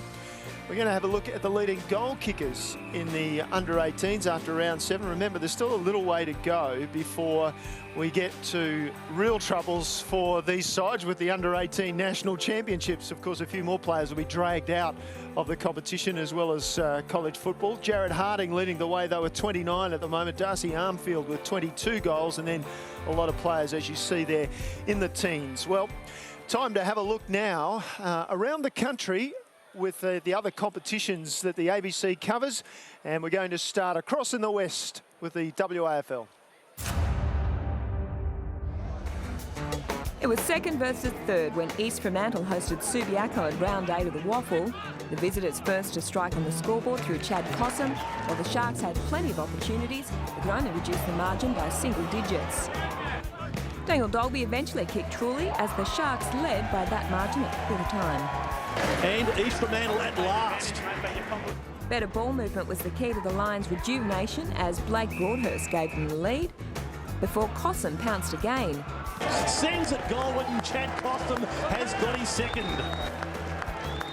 Chris Hall getting a much-needed steadier to draw scores level, 35 apiece at half-time. Subiaco found the accelerator in the third as dual Sandover medalist Ali Pickett produced back-to-back goals. The Sharks remained in the contest courtesy of James Murray's snap, but the reply was quick, Subiaco by 16 at the final change. What a goal. Well, that's a reply within about 5 seconds. Any chance of a final term comeback quickly vanished as Mark Webb extended the margin, while Broadhurst finished the game on a high, booting his third. Subiaco stealing second position on the ladder and recording a 13-point win. Broadhurst leading the charge with 3 for the winners, while Brown, Hall and Murray all kicked 2 for the Sharks. In other round 8 matches, Peel had a solid win over West Perth. Perth went down to Claremont by 59, while the Royals were no match for the Swans. Claremont sits a game clear at the top of the ladder from Subiaco and the Swans, with the Sharks making up the top 4. The Falcons sit outside from the Bulldogs, followed by the Royals and Peel, with Perth on the bottom. VFL audiences got their first look at the new Gold Coast team in round 5, and it didn't take long for the youngsters to make an impression. Brandon Matera in everything early to boot a pair, as the teams went goal for goal in a thrilling opening term. Can he kick on the run accurately? Yes. Gold Coast leading by 7 at the first change. What a mark to Fowler. They continued the charge early in the second through Charlie Dixon before Travis Collier showed his class. Inside 50, shoots at goal. Travis Collier, that's the goal of the day. The Bombers slamming on 4 in a row to take a handy lead. But the Gold Coast wouldn't go away. Trent McKenzie with a late pair to put them ahead before some desperate defence on the siren kept them in front by a point. Bendigo again looked to break away in the third with 3 early majors, but once more the youngsters wouldn't give up regardless of the situation. Liddy runs away, shot at goal is across the face. There's a chance here. It's still in. He gets the hand pass back. Shot taken by Day, and Day kicks the goal. Basher Hooley handing the home side a 13-point lead going into the last. The teams traded majors in a thrilling start to the final term. Swallow simply brilliant. Round the corner. Oh, yes. Great finish from Swallow. But in the end, the Bombers proved too strong and too experienced as they finally broke the resistance to kick the last 3 goals and win by 26. Mark Williams, the pick of the Bomber forwards with 4 goals. The young Gold Coast side far from disgraced, but still unable to break through for their first win. In other games, Collingwood were too strong for the Cats. Casey smashed Coburg. Port had a remarkable 15 individual goal kickers in their huge win over Sandy. Williamstown beat Werribee by 26. Frankston were no match for the Roosters, and the Bull Ants went down to Box Hill. To the ladder, an only percentage separates 5 teams at the top, with Box Hill, Collingwood and Port rounding out the 8, a game further back. Outside is the Bull Ants with 2 wins, followed by Geelong, Coburg and Frankston, with the Gold Coast and Werribee still on the bottom. Hobart and Devonport faced off in round 6 of the TSL, which started as a scrappy affair with neither side able to swing the game their way. Both teams had opportunities to convert but couldn't capitalise until Brad Simmons opened the scoring to give the Magpies a 2-point lead. And he takes a shot at goal, and he's kicked the first of the afternoon. Oh, thank God for that. Graham Fox told his charges to keep it simple. It's back to basics. We're going to work the ball into the breeze, which means we've got to hold onto the ball a little bit longer and be careful when we kick it forward. And their patience paid dividends as Matthew Cleary marked strongly and converted, before Sam Reeves kept his eye on the ball and kept his composure as his side held a 4-point lead. Devonport were looking for a spark in the third term, and Reynolds provided. So that's a perfect start to the second half for the Devonport Magpies. Blair Keane tried to ignite his side as he took the ball from the centre clearance to goal, but the star of the quarter was Clinton Viney, as Devonport held a 19-point lead at the final change. He's come in and kicked his 4th for the term. The last term became a procession as the Magpies could do no wrong. Trent Allen's soccer skills weren't the best but produced the result, while Scott Bennett received the benefit of the doubt from the goal umpire. Yeah, that's long. Oh. The man who kicked the only goal of the first quarter would also kick the last. Devonport winners by 50 points. Cleary and Howe both kicked 2 for the Tigers, while Viney finished with 5 for the Magpies. In other round 6 matches, Launceston suffered a 67-point belting to ladder leader Clarence. The Bombers also registered a strong win over Lauderdale. Burnie went down in a thriller to the Bulldogs, while the Demons couldn't overcome the Magpies.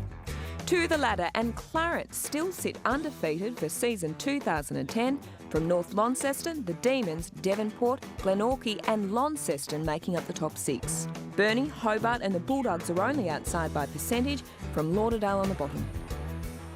Kirsty Bradmore with our look around the country. Nick, I'll just take you back to the Gold Coast in the VFL. They're going to struggle, aren't they?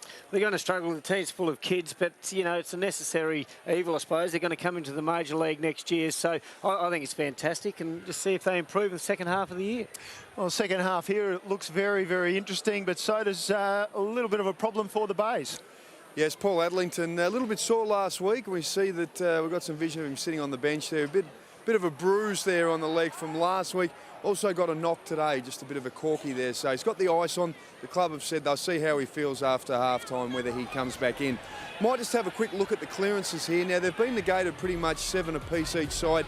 A key part of Glenelg's work rate here, the clearances. Craig Parry into the ruck for the first time for the Eagles this year. And we can see that both clubs just reading the play off each other. Sam Hines also a bit of height there, just doing his work for the Eagles in his first run. So no real advantage from the palm work of the ruckman, but the midfielders from both sides reading the ball well out of the centre. As we said, split 7 apiece. Thanks for that, Sodas. Well, that first half had everything. We had a 10-goal opening quarter. Things certainly tightened up in that second term when we only had the 3 goals scored, and certainly the Bays struggled to score until the 20-minute mark of that second term. They did there. We saw Treby. He's had a lot of it for Eagles. Get it on to Lewis there. But the Eagles worked really hard going inside 50 here. They certainly dominated that in the second quarter. As we said, the first quarter was all about that. Both teams attacking very strongly. Then it closed down in the second, where it was a lot more of a scrubby, scratchy sort of game. James Sellers given plenty for Glenelg, I think, whether it's up forward or in ruck with his palm work. And Rory Kirkby we see going back here to kick a goal. Again, been a pretty good target for Glenelg up forward.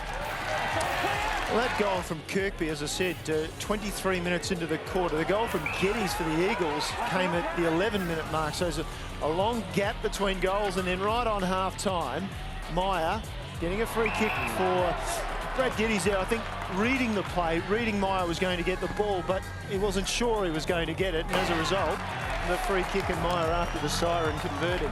which was not a pretty looking kick off the boot, but it was effective. 7 points the margin at half-time, and as you see there, those 2 goals in time on very late for the Tigers, and the 1 goal to the Eagles made it a 3-goal term after a 10-goal ripper of an opening where we had 10 lead changes. 7-8-50 plays 6-7-43. Todd Grimer, who's kicked 1 very nice goal and the other one a helicopter, but it was, as you say, nonetheless effective. And Rory Kirkby, the other multiple goal kicker on that list for both sides. So plenty of options for both sides as well as we look through those stats. Well, the stats continue with Glenelg just having plenty of the football. They've had 68 more possessions than the Eagles. If you look at the marks in particular, is a pretty interesting one. 57-18. That's the style of footy Glenelg play, just chipping it around, trying not to waste the footy, probably overdoing it at times. Centre breaks 7-7, so they've evened up, and the inside 50s have evened up with Eagles in that second quarter, especially the first half of it. Absolutely dominant going inside 50.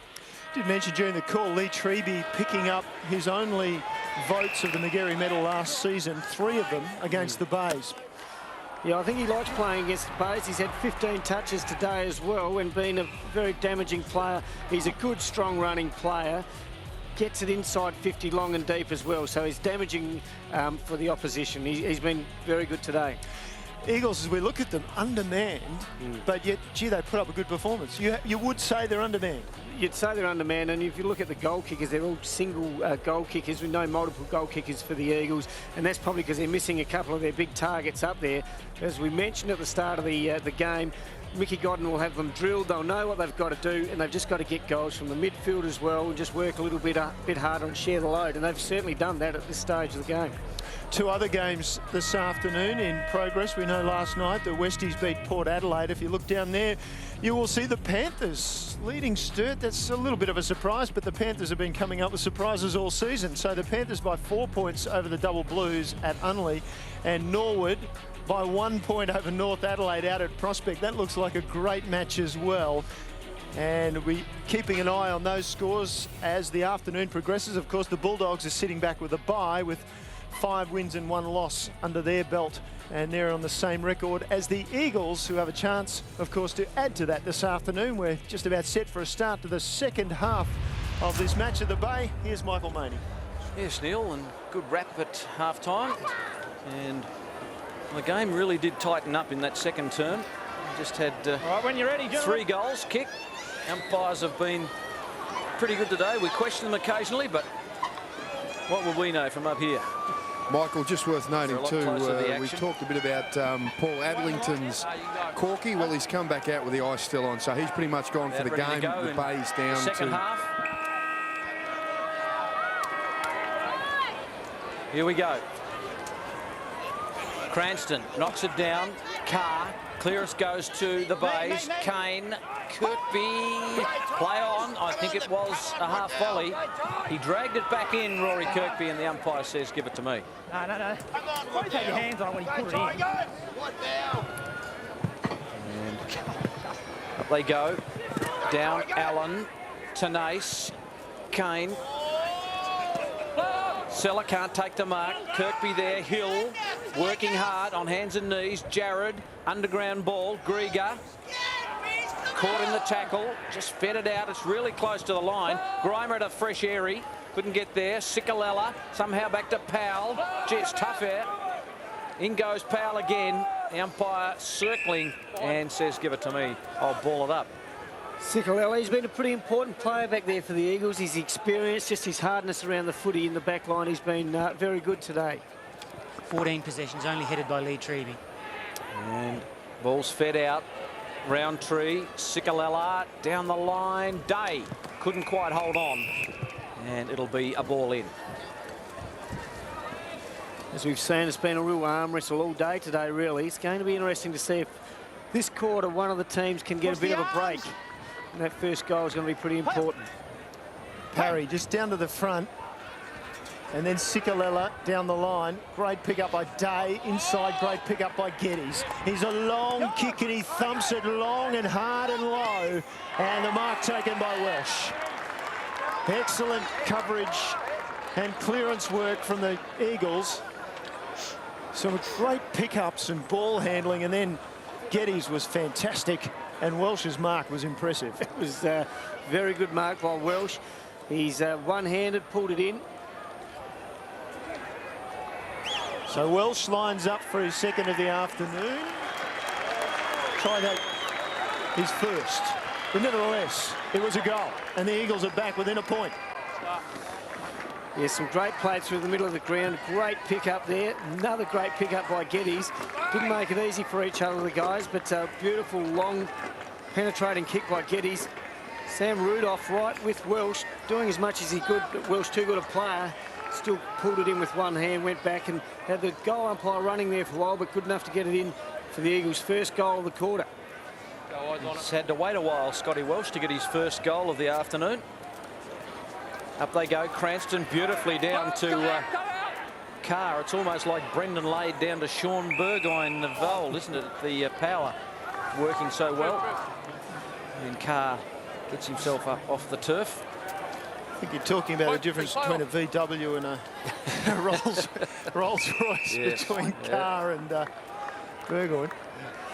Yes, Burgoyne was the Rolls Royce of clearances. Cranston belts it out into the clear. Swooping on it was Powell. Day, eyes for the football, draws the tackle, holds it in. Another ball up. Has been pretty impressive for Glenelg today, though, Carr again. Since coming back from the power, he always slots him well to the team. Umpire said you're both holding, and he'll ball it up again. Ty Allen. It's like he's been out in the bush for about 6 weeks, Ty Allen, doesn't he? 14 possessions for Josh Carr today. Yeah, he's been all right too, Josh Carr, and we might just get another stoppage here. And Treby on the bottom of that. And umpire Tony Day says bit of deja vu, bit of something happening off the ball. And I mean, Chris Kane's going to come out with the free here, I presume. I saw him land on his back. No, Panozzo with the free. Chris Kane's incident was just one of about 4 or 5 that went on there as Murphy takes the mark, hooks it back, dangerous kick. Jared just lost it when he maybe should have taken it. McKenzie, Simmons taken down immediately. Umpire Day was quick to blow it up. I think he expected a few fireworks. He was quick there, wasn't he? I thought exactly the same, but you could see he's not going to get it out. Seller over the top. Cicolella cut it off due to a 2 bays running free outside him. He had to do that. Treby through traffic. Almond. And then knocked forward by Grimer. He did pretty well. He got it to his brother. Alex on the snap has just missed. There wasn't much in that. Just a little tap forward by Todd Grimer released the ball. Let's have another look. See Ruwalt there with the pressure. First tackle good enough to just put the pressure on for the second one again to create the opportunity for Alex Grimer. Finish off with a point though. I'll take it back. Ruwalt was heavily disguised as Todd Grimer then. Now, Eagles making hard work of it, trying to get outside their defensive 50. Great tackle by Ruwalt. In front of Snouts Louts there on the hill, and didn't they enjoy that? Oh, Jared was going forward, and then all of a sudden he wasn't. That was a great tackle, very strong. Here's Bode. He emerges. Left footer. It curls back. It's a brilliant goal. Matthew Bode found himself in space and finishes the way a good little crumbing rover should. That's Matty Bode's bread and butter. Here we see that again, Ruwalt doing some hard work, just providing space for Bode. Bode on the left foot there, reads it beautifully, balanced, lovely kick. Let's see, just brings it back into goals, and Matty Bode's pretty happy with that. Haven't seen a heap of Matty Bode today. 10 times, 8 kicks, 2 handballs. So it's pretty good day for an opportunist as he is. Harry perhaps had the best of that. Roundtree, hand pass smothered, tried again. Immediately surrounded. Allen wants the free kick. Mays fans, through and through, you'd imagine. Geddes, and then Roundtree, and then Cicolella. Cicolella with space to work some magic. Nice kick down for Simmons, who's stretched hard and high. Simmons is not a long kick. He's not great in front of goals either. This man is. Welsh through with a strong mark. He spotted the gap in the defence, and he made the most of it. We said how important it was for Welsh to play a big role today, and he's certainly starting to do that. He's getting a little bit of space on that occasion from Sammy Rudolph. Welsh with a CV that includes 205 AFL games and 2 goals this afternoon at the bar. The Eagles hit back. They only trail by 2 points. There's Scotty Welsh. He's worked hard all over the ground today, but particularly up forward there. Now providing the target, whereas before he set some up in the first quarter. Just found the space there in front of Rudolph, and he's normally a very, very reliable kick, and that time was no different. Yes, a couple of goals, couple of misses, but his accuracy rate in the AFL was outstanding, Scott Welsh. He was the man you wanted to have the footy in the hand, close to goal. Cranston's second effort was terrific, so too Parry. Been impressed with the way Parry's just thrown his body around Chiggy. He said that he'd had that shoulder problem and coming back from it, missed the first 6 or 7 weeks of this season, played in the reserves last week and been very good. Meyer threw the handball forward, Broadbent just got out of trouble, lifted the eyes to Treby, who punches the kick, and he's disappointed with it. And Rudolph just picks it off at half-back. Sammy Rudolph's got Matty Bode running into space on the wing. He kicks it to him. Geddes v. Bode, and Bode over the back. Play on. Geddes got a hand on it. Knocked it forward. Kirkby can't get clear, and it'll be a ball in. The game's not quite broken up in the second half. But, as you can see, Geddes had a first piece of that, and Matty Bode was quick enough and smart enough to get the kick away. Murphy off and Willoughby on. Treby over the top. Tony Day says, give it to me. A lot of stoppages, and amazingly, marks 59 to 21. Just a crazy, crazy stat in favour of the Bays. Sikalella. Gee, there's not a lot of pace in those legs for Sikalella, but he's mighty clever and he knows where to go, and he got the ball down the line, and Treby smack in on Rudolph, who's hurt. Or maybe not terminally hurt, but he certainly shook him up. Let's have a look at Sikalella's work. Very balanced, good player, Sikalella. 19 possessions, 10 kicks, 9 handballs. Well, he got rid of Meyer again, found the ball, released it into a little bit of space. Now it's forward for the Bays. They have runners. Tenace is outside and inside, and Ben Kane didn't need the man inside in Willoughby. Ben Kane back quickly. Kirkby was the target. He found some space, but he's going to be shut down. He still stands up at the front of the pack. Ruwalt through traffic. Bounce, bounce, bounce. Oh, what a glorious bounce.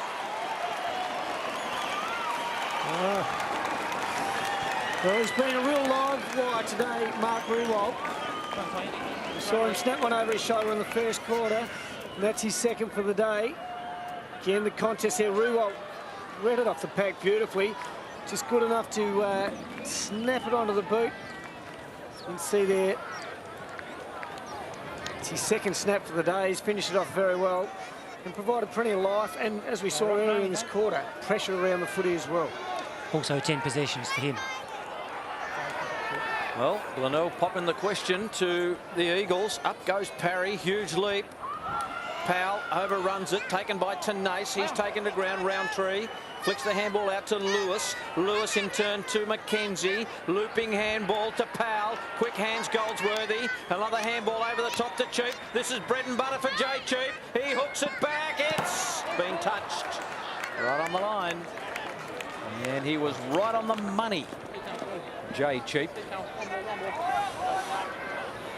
Yeah, right in there, wasn't far away, just touched on the line. You can see up there as well, Mills has gone forward on Welsh now. It looks like Rudolph is on Thompson.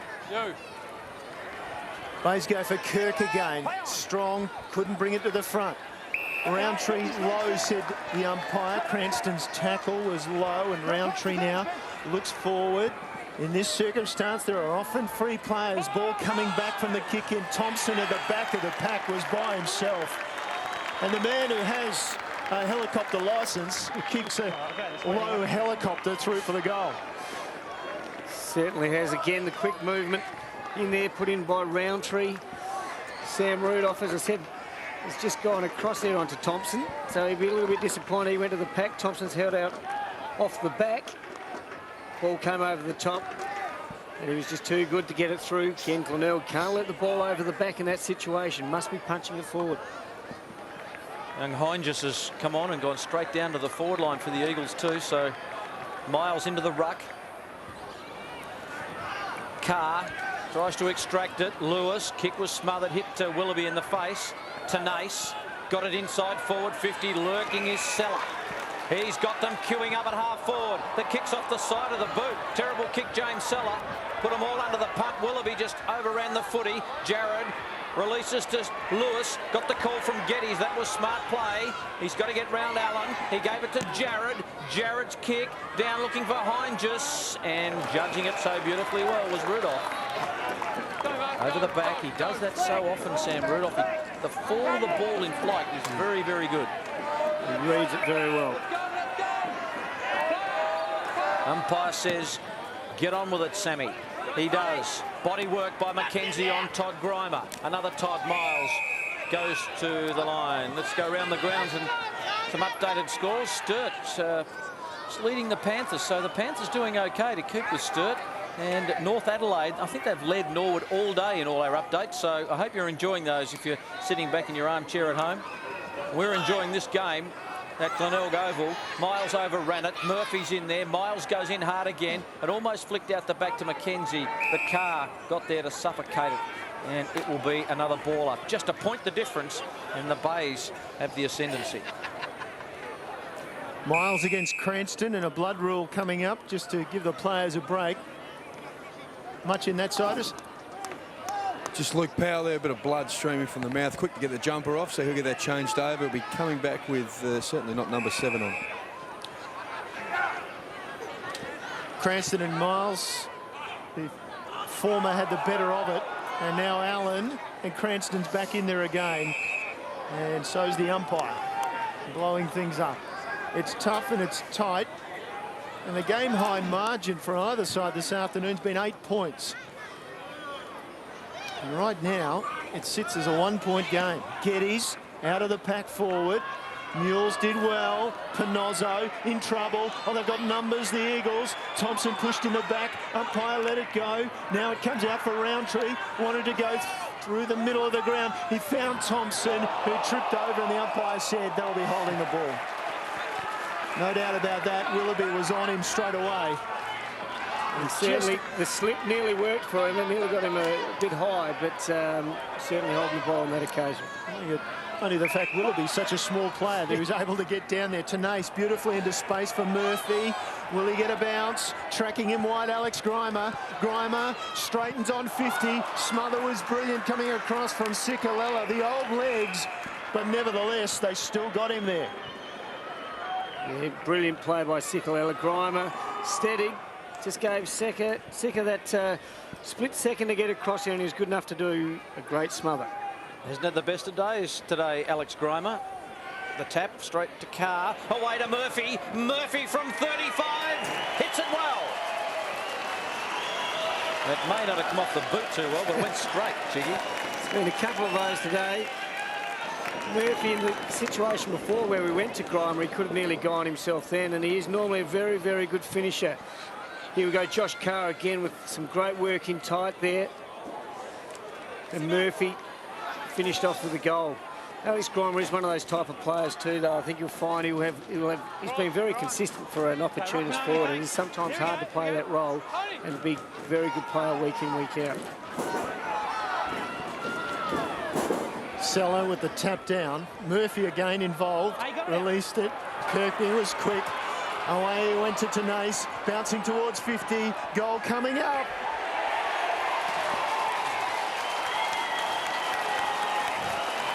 And all of a sudden, it's a game-high margin of 13 points. And the nearly mandatory nowadays in football, we see them run off when they kick a goal and go and have a spell on the bench. But great centre break there for Glenelg. We see there Kirkby with the quick hands out. Just released Tenace. He's renowned for his pace. And that was a lovely finish right from 50. 16 possessions for Kane Tenace, 11 and 5, equal with Josh Carr and Luke Panozzo for the Tigers. Really starting to find his feet in SANFL football, Kane Tenace. Back in the centre, 13-point margin in favour of the Bays. Murphy just got a bit of blood in the nostrils. He senses there's something on here for the Bays. He can't extract it. Lewis just buffeted out of that pack. The man with the dreadlocks. And Byron Murphy used to have the dreadlocks too, didn't he, Big Byron? Then he went for the he short had a pretty bad haircut. I remember. Yeah, I think it was pretty. Yeah, more a bad haircut maybe. Here's Willoughby. Willoughby's got a kick across his body. Decides to chip to Kirkby, who out in front of his face is always pretty secure. Kirkby's got them cellar in the middle. But leads coming from everywhere. The crowd putting pressure on him. I don't think you worry about that. Alex Grimer, well, just had a bit of a brain fade there. Got it back and then got caught. Good enough to get it back to Willoughby. Willoughby's got to give some ground back to Panozzo. Panozzo's got them queuing up on the flank, and Ben Kane. Kane got a lead from Meyer and then a second lead. And he ignores that. He prefers to go to the big pack situation. Up goes Court! That takes a beauty! He can leap. And he can take a mark, but can he go back and kick a goal? Well, he's certainly got a bit of hang time there with that one. We mentioned we do prefer seeing him down back earlier in the call, but he couldn't do much more with that. Leaped pretty early, but it was about to hang there and take a very good grab in front of the pack. Just a pretty easy goal in that second quarter. Not from much further out than this, I wouldn't have thought. Oh, yeah, I reckon I'll back him in for this one, Michael. Yes. Daniel Kirk, you're going to back him in. I'm backing him. I'm seeing the flashing notes come out of the wallet from Nick Chigwin. Oh, he knows he's stuffed this man. That's why you get the big money up here in the commentary box, Jiggy, I'll tell you what. 19 points to margin. Daniel Kirk runs all the way to half back. Then Benny Kane. This is where Glenelg have looked a lot better when they move it in quickly. And sometimes it's not pinpointing. It is to the head of the pack, or the head of the square, and to a pack situation. But you've got Grimer, Kirk up there now, Kirkby as well. You've got some good marking players. I like it when they move it in quickly. It certainly puts the defence under a lot of pressure. 4 goals in 9 minutes, and the Bays have a handy break of 19 points. Miles over the top. Meyer did pretty well. Kirkby in. Swung it wide for Willoughby. Into the path of Meyer again. Is it another one? Yes, it is.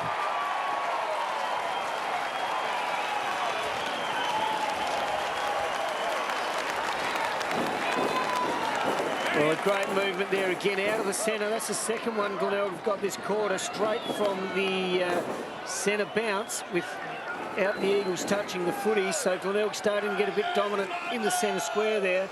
Meyer on this occasion was good enough to finish it, and that's his second for the day.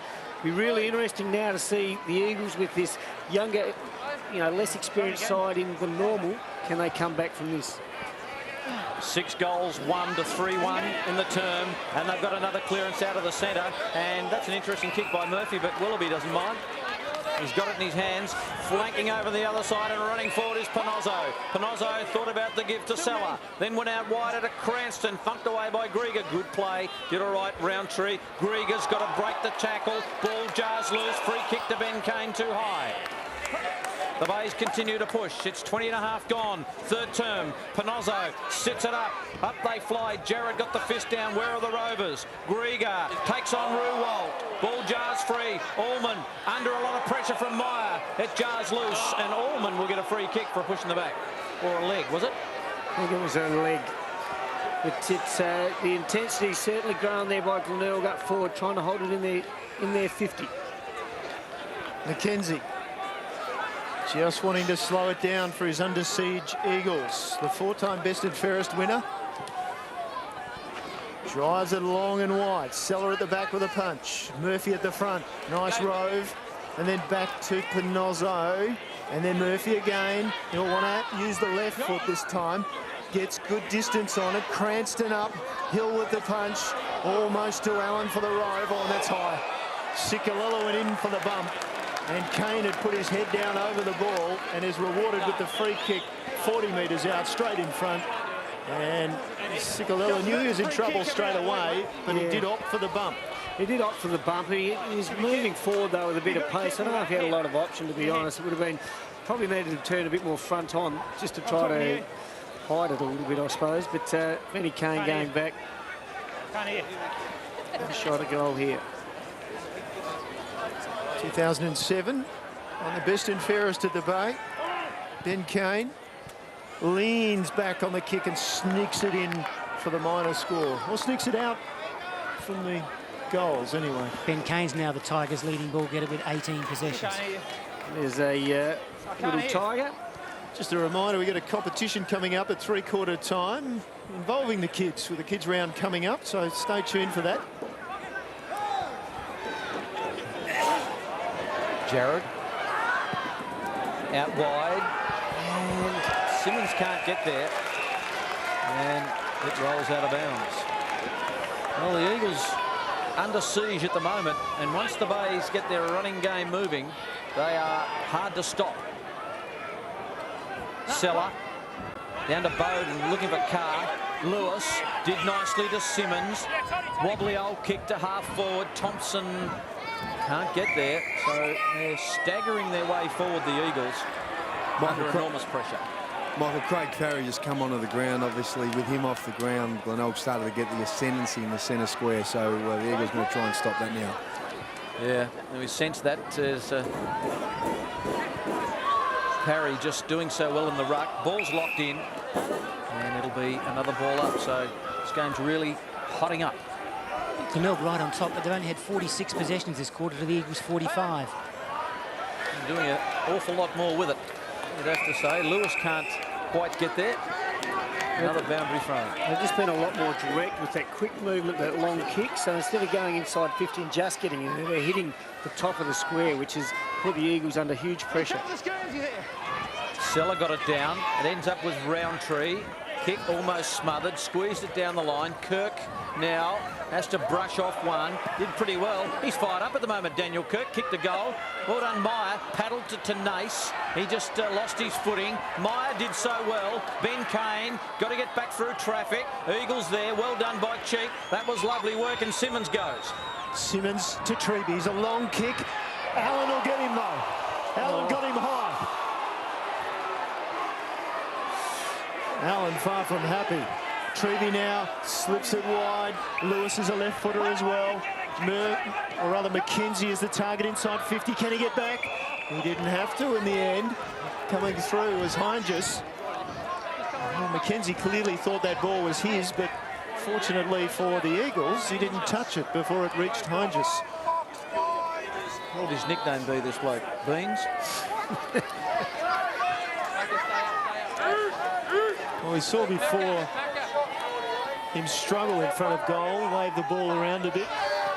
From the boundary this time, sets it across the goal face, and a couple of hands on the ball, and eventually rushed through for the minor score.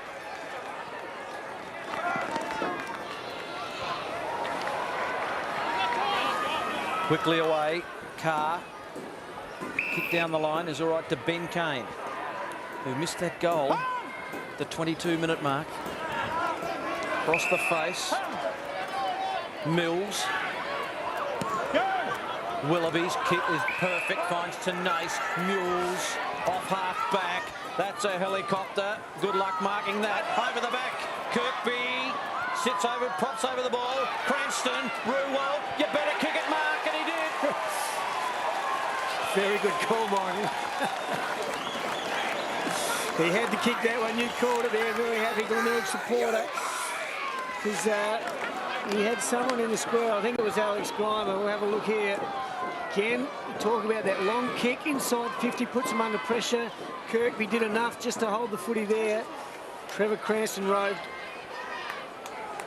And Ruwell continues his good form. He's had a pretty good call to this one, Mark Ruwell. It's his third for the day. 7-goal quarter for the Bays to equal the 7 they kicked in the first half. Ruwell's only had 2 possessions this quarter, but 2 goals. Is that right? Well, he's done a lot of tackling, Morgan. Well, are the Eagles about to get their wings clipped for only the second time this season. Out of the middle. Great mark by Day, reaching out and taking it. Drives it, looking for Simmons, who's out on the flat on his back. He got in a bit of a tangle then. He also got the ball eventually, but look at the Tigers around him. There was quite a few, just cheap off the ground. And now Mules, he has to have players on this side of the ground because that's where the ball had come from, and they were about 5 onto 2. So now a chance just to slow things down with Willoughby. Close to three-quarter time. 94 plays 63, and Willoughby down the line he goes. Cranston over the top. Couldn't take it. Falls to the path of Murphy. Nobody in front of him can run on. He gets a good shepherd from Sella. The kick to a dangerous position, but not the greatest, and Ormond will take the free kick. Just a high shot across the bow of young Jared Ormond. Runner-up and the Eagles' best and fairest in his first season of football, and in fact it was his own man. He ended up doing all the damage. McKenzie quickly to Lewis, feigned the hand pass one way. Sikalella needs to get rid of it. Myers got him. He's got him. He ran him down. In fact, it was Carr. He was running so quickly I thought it can't be Josh Carr. He brings it wide to Willoughby. He took a great mark falling backwards, and he'll slow it down again. And they might just go for a bit of wax and wane here. Back to Carr. Thought those days might have been gone for Josh Carr as Willoughby limps off. Mark will keep us informed on what's happening there. Tenace, a short kick. Oh, Lewis is, he may just go in the book here, Scott Lewis. He's given a left hook around the chops to Chris Kane. It'll be, I reckon this will be 50. Yeah, I reckon Scott Lewis might be a bit stiff here. There's certainly the penalties there, but I don't think it was as vicious as, you know, I think he was trying to spoil the footy. He didn't really try to take his head off. It was more in the upper arm. Chris Kane. It's like he's been on a couple of episodes of Survivor. He kicks the goal. And they are out by 37 points.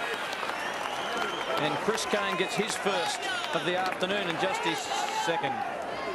And we'll just have a quick look at Willoughby. Yeah, I think he just landed awkwardly on his backside there as much as anything, I think. So just a bit of general soreness, I'd imagine he's come off, but Soda might be able to update us with that shortly.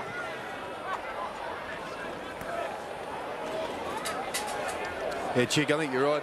He's just sitting back there having a chat with the medical staff. A little bit tender, but he looks like he's okay. Bays are okay too. Well in charge after a big third quarter, an 8-goal quarter thus far. Tenace, high out of the square again. Grieger will go for it. Sella got the better bounce. Taken to ground. He'll get a free kick. Welsh dragged him down without the ball or in the back. Take your choice. The umpire anyway spotted the free kick. It's play on Sella. Has to take off. He did have some support. Tenace. He's been about the place a lot this afternoon. Kirkby got his way to the front. Dangerous. Again, Grieger hovered. Got it away to Ormond. Ormond down this side of the ground. They have numbers. Day. Oh, and he just ran out of time. They were streaming forward, the Eagles. At three-quarter time after a big third term, the Bays are in charge to the tune of 37 points. It's Glenelg 15-10-100. The Eagles 9-9-63. Yes, and Glenelg certainly did take control in that quarter. After what was pretty tight for the first 5 or 10 minutes of the quarter, Glenelg broke it open with some great run, some great centre breaks there where they kicked goals from without the Eagles even touching the footy. So they'll be pretty happy there. The Eagles have got a lot of work to do to come back here now, but some good running football from Glenelg, some good direct long kicking, which got them back into the game, I believe. Yes, it's been pretty impressive stuff from the Bays, and certainly back to some of their best football. We're going to talk about Kids Round coming up in round 11. We know the SANFL extremely well supported. Kids get in for free, and they're out in their droves, aren't they?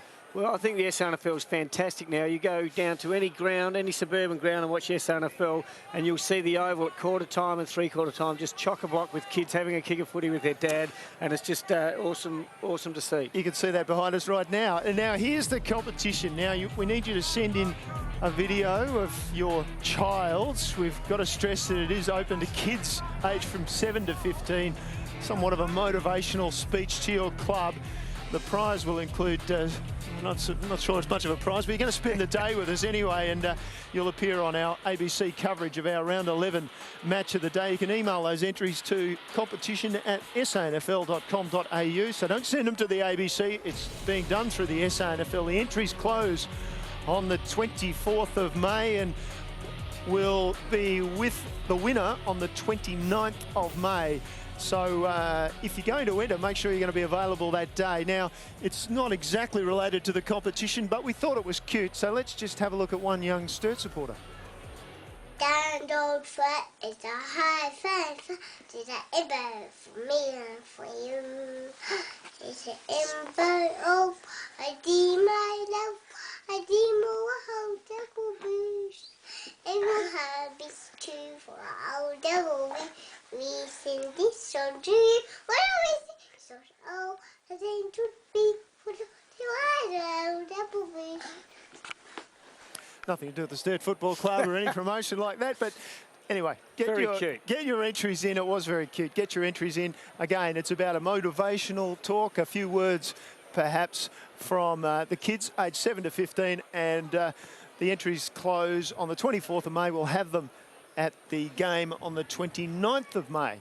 All right, back to this game now. Let's have a look at what unfolded in that third quarter. And gee, as you said, Chiggy, tough and tight for the first, let me see, I look at these figures, and about, it started to turn about the 10-minute mark, and Scotty Welsh kicked a couple of goals to open up just a 2-point advantage, in fact, for the Bays. He didn't get in, they didn't actually get back in front, did the Eagles, and then all of a sudden an avalanche of goals from the Tigers.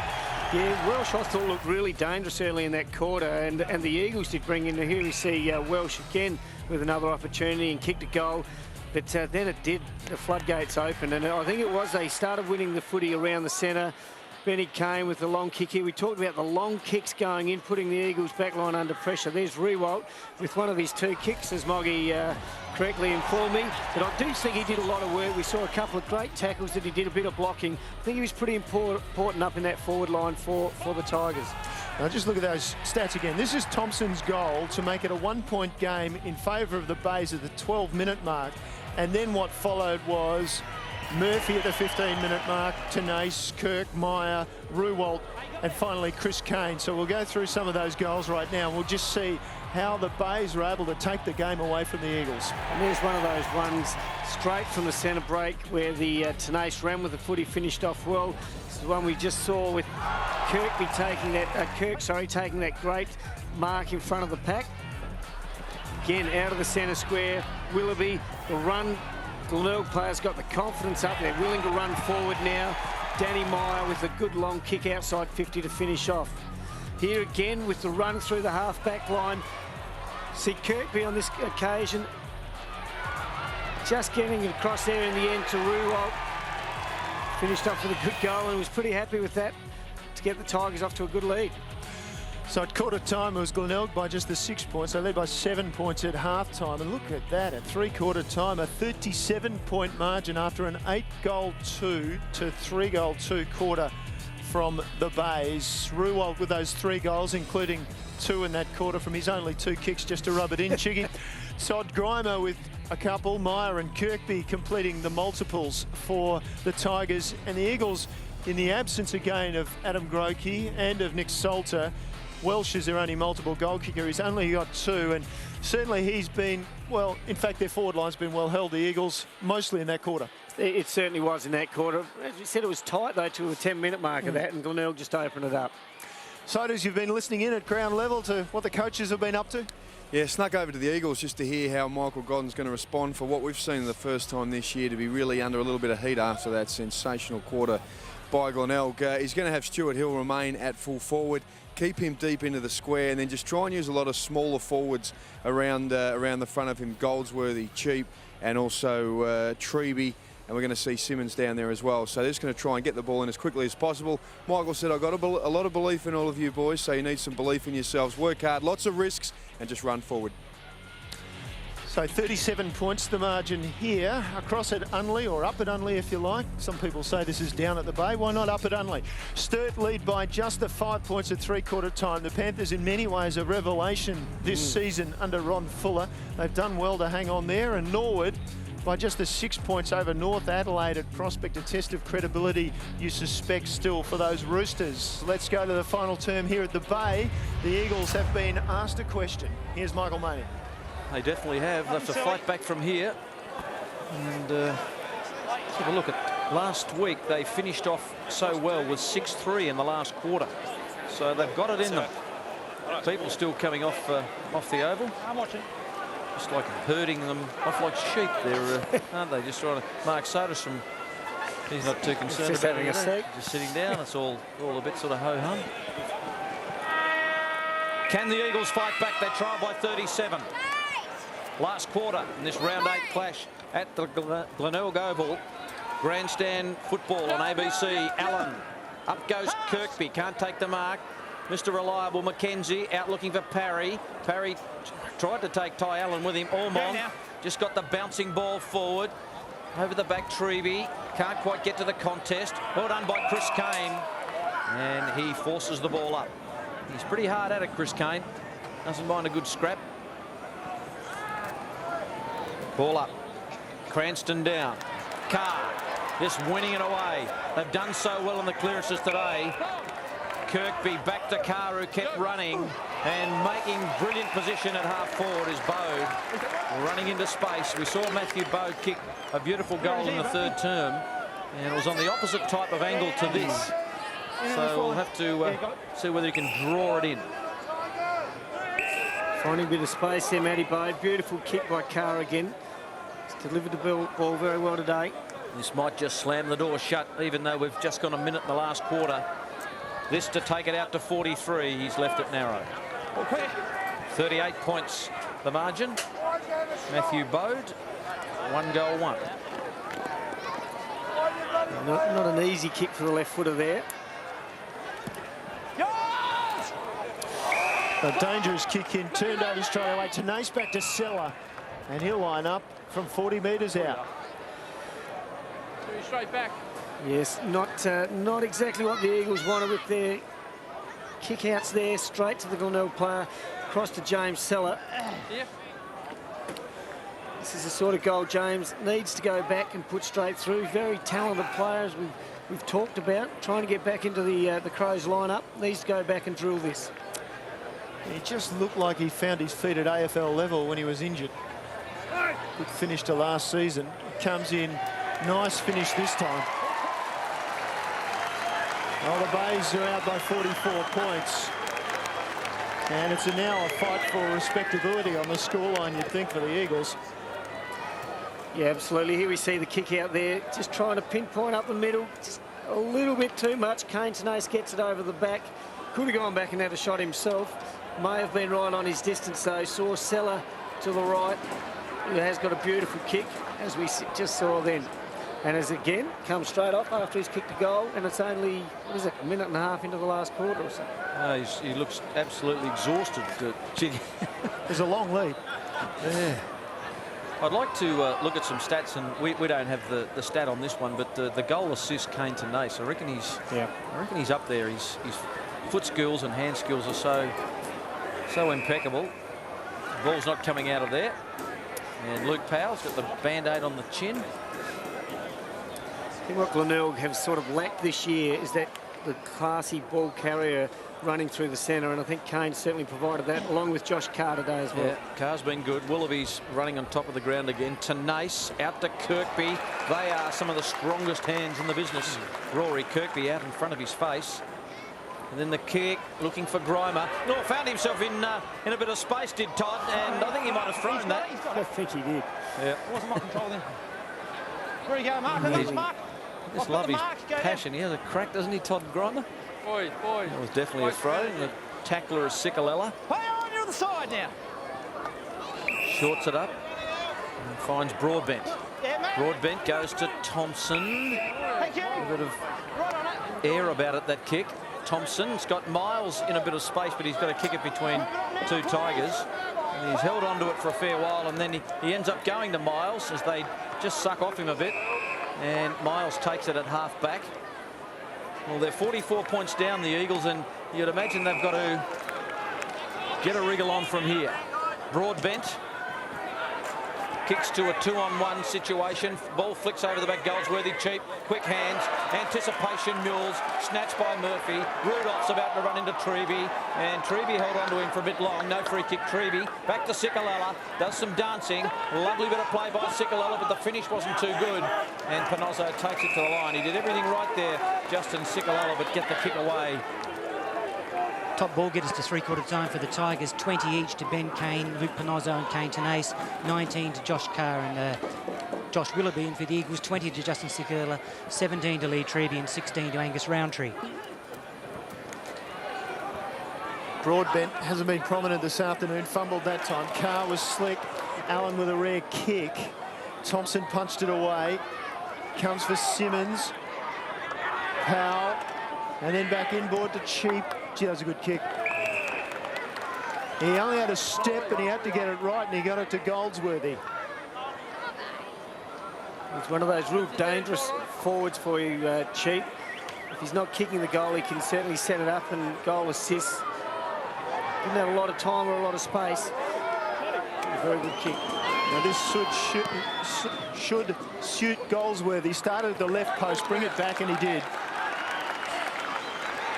So a much needed goal, and the first one sits at 12-minute mark of the third term for the Eagles. It's only their second score since then. There we go, you can see there under pressure, just squeezed it nicely though. And Goldsworthy goes back, kicks his second for the day. Just in front of Luke Panozzo there. So a bit of respectability coming back. Glenelg will want to get straight back onto it though. I'm sure they want to run into a bit of form in the last quarter of this game. Former CMS Crows player, Matty Goldsworthy. And Tenacious pin. Broadbent, the tackler. You never know what can happen in modern football, Chiggy. They need a decent-sized run on here to get home, the Eagles. Glenelg have been pretty hard at it. Here's Tenace away to Cranston. They go again. The Cranston kick flicks over the back. Leading in the race is Geddes. Geddes to Roundtree. Roundtree's short kick is all right. Powell, well, he could have taken the mark, and there mightn't have been enough talk there because Luke Powell just watched that ball float over his left shoulder and roll out of bounds. There's Ben Kane.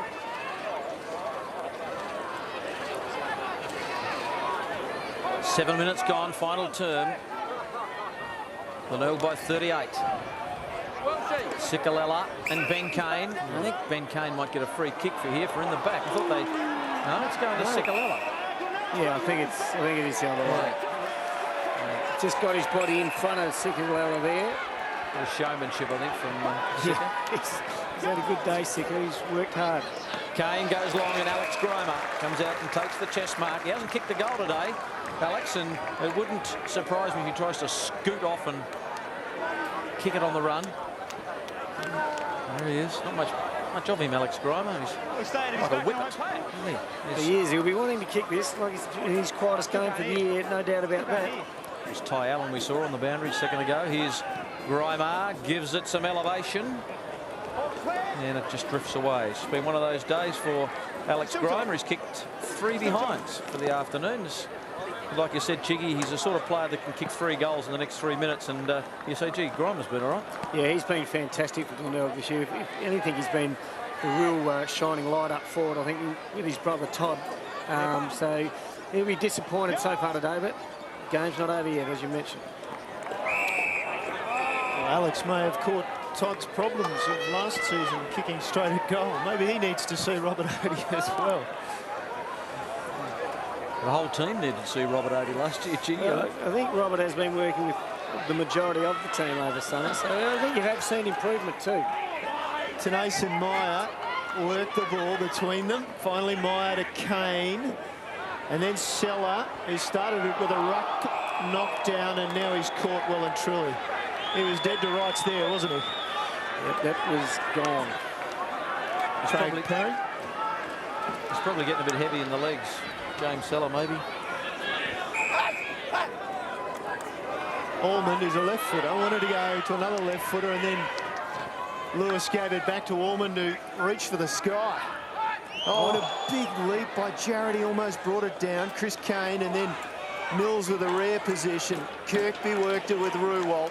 Now to Willoughby, into space. He can go over the top to Kane or longer. He goes for Alex Grimer, but it's knocked away from him by Geddes, out of bounds on the far side of this Brighton Road Oval. Let's have a look at Jarrett. He did everything right there, didn't he? Just didn't stick in the end. Very, very good leap. Boys will be into him tonight for not holding on to that. Seller at the back and Hinges at the front. Tenace off the ground. Fortuitously went to McKenzie.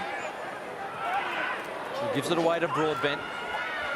Away to Roundtree. Inside 50. Good mark, Hill. Kept his eye on it. Maybe 25, I reckon. A little bit of body contact, and they are going to take him back 25. Well, sometimes you just can't pull up.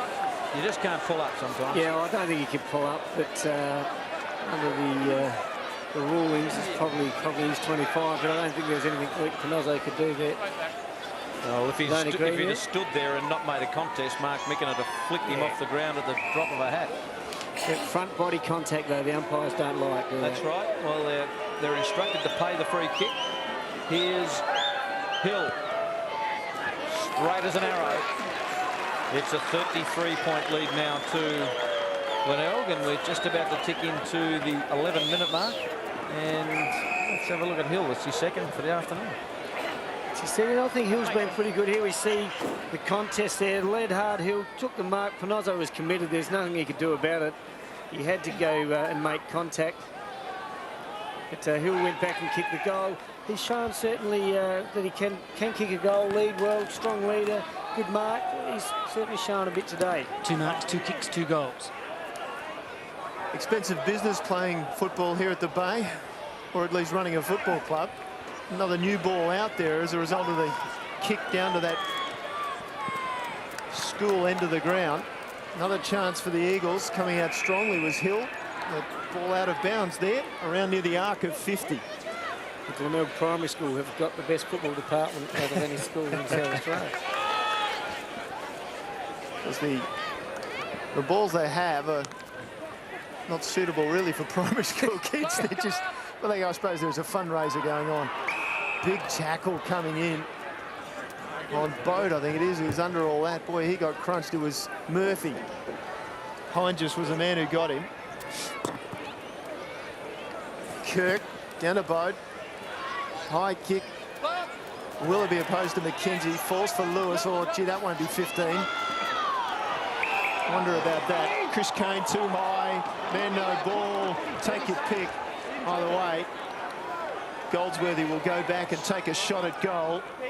And maybe there's just a little bit of hope here if Matthew Goldsworthy can put this through and bring the margin back to 27 points. So here he goes. Crosses 50, leans back, and sends it to the left for the minor score. Base fans happy. Didn't agree with the free kick in the first place. See, Scott Lewis did that little chip there. He's got a beautiful left leg. Probably should have gone to goal himself. Had a little bit of room. 32 points the margin. Panozzo goes out wide. Big pack. Rudolph in the middle of that with Hinges. Hinges fights for it. So too Meyer on the bottom of the pack. 13 minutes gone. You would think time will beat the Eagles even if they get a hurry on from here. You'd think Glenelg will be able to shut the game down sufficiently enough to win. Kirk over the top with a tap. Hinges with the dive. Seller. Lewis. Pretty good in the clinches, Lewis. By hand this time. Cheap. Handball over the top. Back to Lewis. This will be a miracle goal if he kicks it. He kicks looking for Goldsworthy. That ended up okay, but could have been a bit of a disaster. But Goldsworthy gets another opportunity. He's had a few shots at goal. He's kicked 2-2. And he's on an angle. He more than likely kick it. Kick the hard one. the easy ones. Goldsworthy's helicopter. We had a few of those today, but it's gone through. It is back to a 26-point margin, and we're at the 14-minute mark. It's probably just got a little bit too close if you're a Bay supporter. Yeah, I don't think Mark Mick can be happy. Lewis doing some good in-tight work here. On this case, he did a little chip again, and it was, threaded the needle between two Glenelg players. He was on the wrong side, though, probably to have a ping at goals, but came off well, and that was Goldsworthy's third for the afternoon. So the forward up there, you'd certainly say he's a small forward. He's done his job for the Eagles this afternoon. Well, in the third quarter, the Bays from the 15-minute mark until the end of the quarter managed to kick 6 goals. It's a 4 and a bit goal game at the moment. It might not be for much longer. That was a long punt into the forward line by the Bays. Geddes pulled his kick pretty well into the path of Broadbent. He'll run out of space. Unlucky bounce for Matthew Broadbent. Glenelg obviously worked very hard in that third quarter, but their intensity has dropped. We look around the grounds up at Unley. Sturt leading the Panthers by 19 points. And it's Norwich snuck away from North Adelaide by 24 points at Prospect. Boy, the Redlegs, are they on a run or what? Now, free kick at 25. Gee, we've had a few 25s this afternoon. Still might be out of range for Danny Meyer. Well, into whatever breeze is down there, I'd suggest this is too far out for Meyer, who's decided to go the barrel. The torp, you don't see it often. Ruwalt, the hand pass straight to the opposition. Fortunately, we don't see that often either. Geddes tried to clear the area, partly smothered. Bays fans didn't realise it had been touched. Allen to ground, ball up. Don't know if we really saw the torp then either, actually. The old finger breaker. Up goes Meyer, down Carr, away to Tenace, and he goes in short. Finds Kirkby. And the Bays booted 1-2 in the last quarter last week in the debacle against Norwood. And they've just kicked the 1 goal in this final quarter. Here's the kick from Tenace on both sides of his body. He's so good. He's been good. Rory Kirkby's got to go back and kick this. Just to re-establish a lead, and he's left it narrow. And he's left the door open, perhaps, for the Eagles. Kirkby, normally so good from most positions on the ground through forward 50. As Josh Carr takes a spell. It's a 27-point lead to the Bays. Well, the Eagles, who've had a couple of disasters trying to kick in, this time they get it defensive side, still a centre winger. It'll come straight back in. Mules dropped it short. Good mark. Meyer. That's actually good umpiring, Chicky, because I tell you, if that was the AFL, that was 20. Well, in fact, that was 50 in the AFL. And it certainly didn't warrant that. Danny Meyer again might be right on the edge of his kicking distance. Dead in front, though. Getting a chance to have a couple of pings late in this game. And he's hooked it in going for that distance. So they're adding to their score by 1s at the moment. 28 the margin. 17.5 minutes in to the final term as Lee Trevey takes a seat. Well, he's come off anyway. I'm sure he'll take a seat at some stage. He's looking for one. 15 possessions in the first half, 3 since half-time for Lee Trevey. Geddes kick just to the feet of McKenzie. They need clean ball out of there. The Eagles, they can't get it. And Allen, have a look at that. He is on the bottom of every pack, that man. He loves a scrap. Cranston beautifully down. Tenace quickly to boot. Out in front, Kane. He's got to give it off. Ruwalt's there. You get a free kick, Kane, as Ruwalt goes and kicks her behind. But Ben Kane will get a free kick for a push in the back. And if he kicks this, the old Red Rover might come in. See Benny Kane. Yeah, was it for that late push in the back, do you think? Yeah, it was probably in the back there. Bit of front body contact again. Benny Kane, he's not far out here again, pretty much pretty well straight in front of goals. There's the offender, Ben Grieger. Ben Kane, 20 possessions today. Lining up for his first goal. And he'll celebrate if he gets it. It was never in doubt. Ben Kane puts the game beyond the Eagles. They lead by 34 points as we tick into the 19-minute mark of the last quarter. Again, Kane Tenace doing some work in tight there, just getting it around. Ruwalt really had a chance to have another snap there, but Ben Kane getting the free kick. Certainly had to go back and kick that goal. I know we've had a few opportunities in this last quarter. Not being able to finish it off does make it very hard for the Eagles now. 24 possessions for Ben Kane and Josh Carr, but Kane Tenace has had 28. Last two times these two sides have met, it's been the same story. Around about this margin, in fact, in round 13 last year, it was 34 points at Woodville in favour of the Tigers, and then 26 points was the winning margin in favour of the Tigers in round 22. Matty Bode, pretty hot. Geddes, we know he's a beautiful kick. That one a little bit astray. Hines taken down immediately, or Day it was, in fact, taken down immediately by Carr. He was looking for a free kick. No ruckman there, and nobody wanted to go to the ball. Hines just came in eventually, released it for Cheap. Good give to Sikalella. He was trapped, he's gone. And now it's Allen. Tenace gives back to Panozzo. Kicks long. All the flyers. Good mark, Geddes. The 06 reserves best and fairest. Takes the mark. Like the way he moves, Brad Geddes. If he can just stay fit. That's been his problem. Broad bent. Hasn't had much influence. Sikalella has. Grimer also. Grimer will win a free kick. He was held on in that tackle. And Scott Welsh is the offender. And Sikalella gives the ball back to Todd Grimer. He's kicked a couple of goals. Kicks out wide. Willoughby. They're just going to wax it around a bit. Just build up some stats. People in Mogridge on his toes. Ben Mules is at half back. Goes into the centre and Carr secures the mark. Mules just kept running. And then spotted a man who runs forward so well in Rudolph, who just probably took a little bit easy. Forced to kick it off the ground. Jared and Ormond, and they miss it. Cranston, Big Trev doesn't kick many, and he's got one now. Big Trevor Cranston, he's had a very good battle for most of the afternoon with Parry, Craig Parry. It's one player that we saw get the touch. Here we go with Rudolph. They're good enough just to get the foot to it, to get it forward. Ran over the top of the footy was Almond. And Trevor Cranston, good enough to finish off. I was about to say, Benny Mules is a bloke who I think across half-back line has really, you know, missed a fair bit of footy early in the season, has come back, and today he's certainly found a bit of form.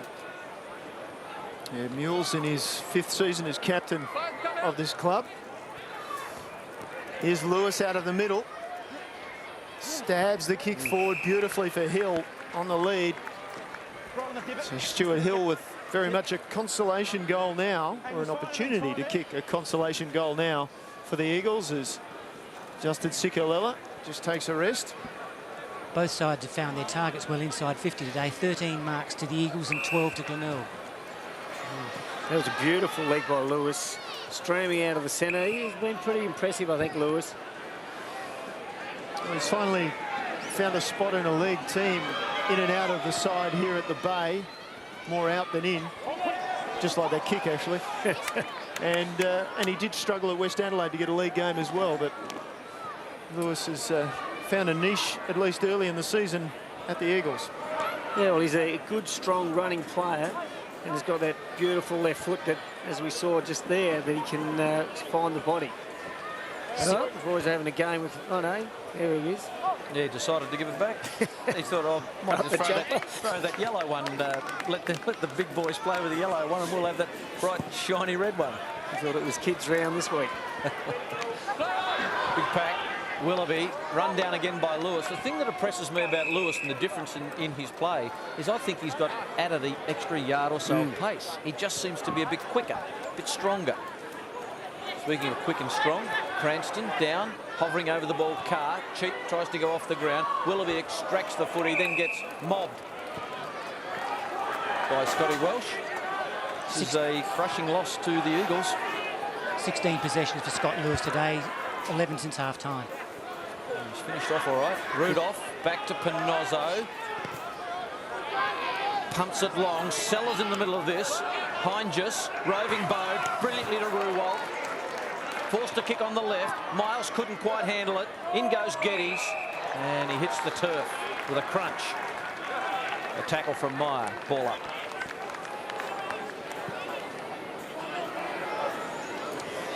Cranston, just with a great leap, but Cranston with superior judgment to Carr. And Carr had to make that kick inch perfect, and he did so. Kirkby, and we look back to Murphy, who was at the top of the 50. Maybe he should have gone there. Now Meyer. Hand pass ineffective, and so the Eagles turn it over. Here's McKenzie. Meyer with the tackle. It's another turnover. Allen long to the goal face. Seller got hands to the ball. Ruwad got foot to the ball, and it wasn't deliberate. So the ball out of bounds in that left forward pocket for the Bays. Closing in on the last few moments of this game. Glenelg have done it pretty well in the end after a huge 8-goal third quarter. Seller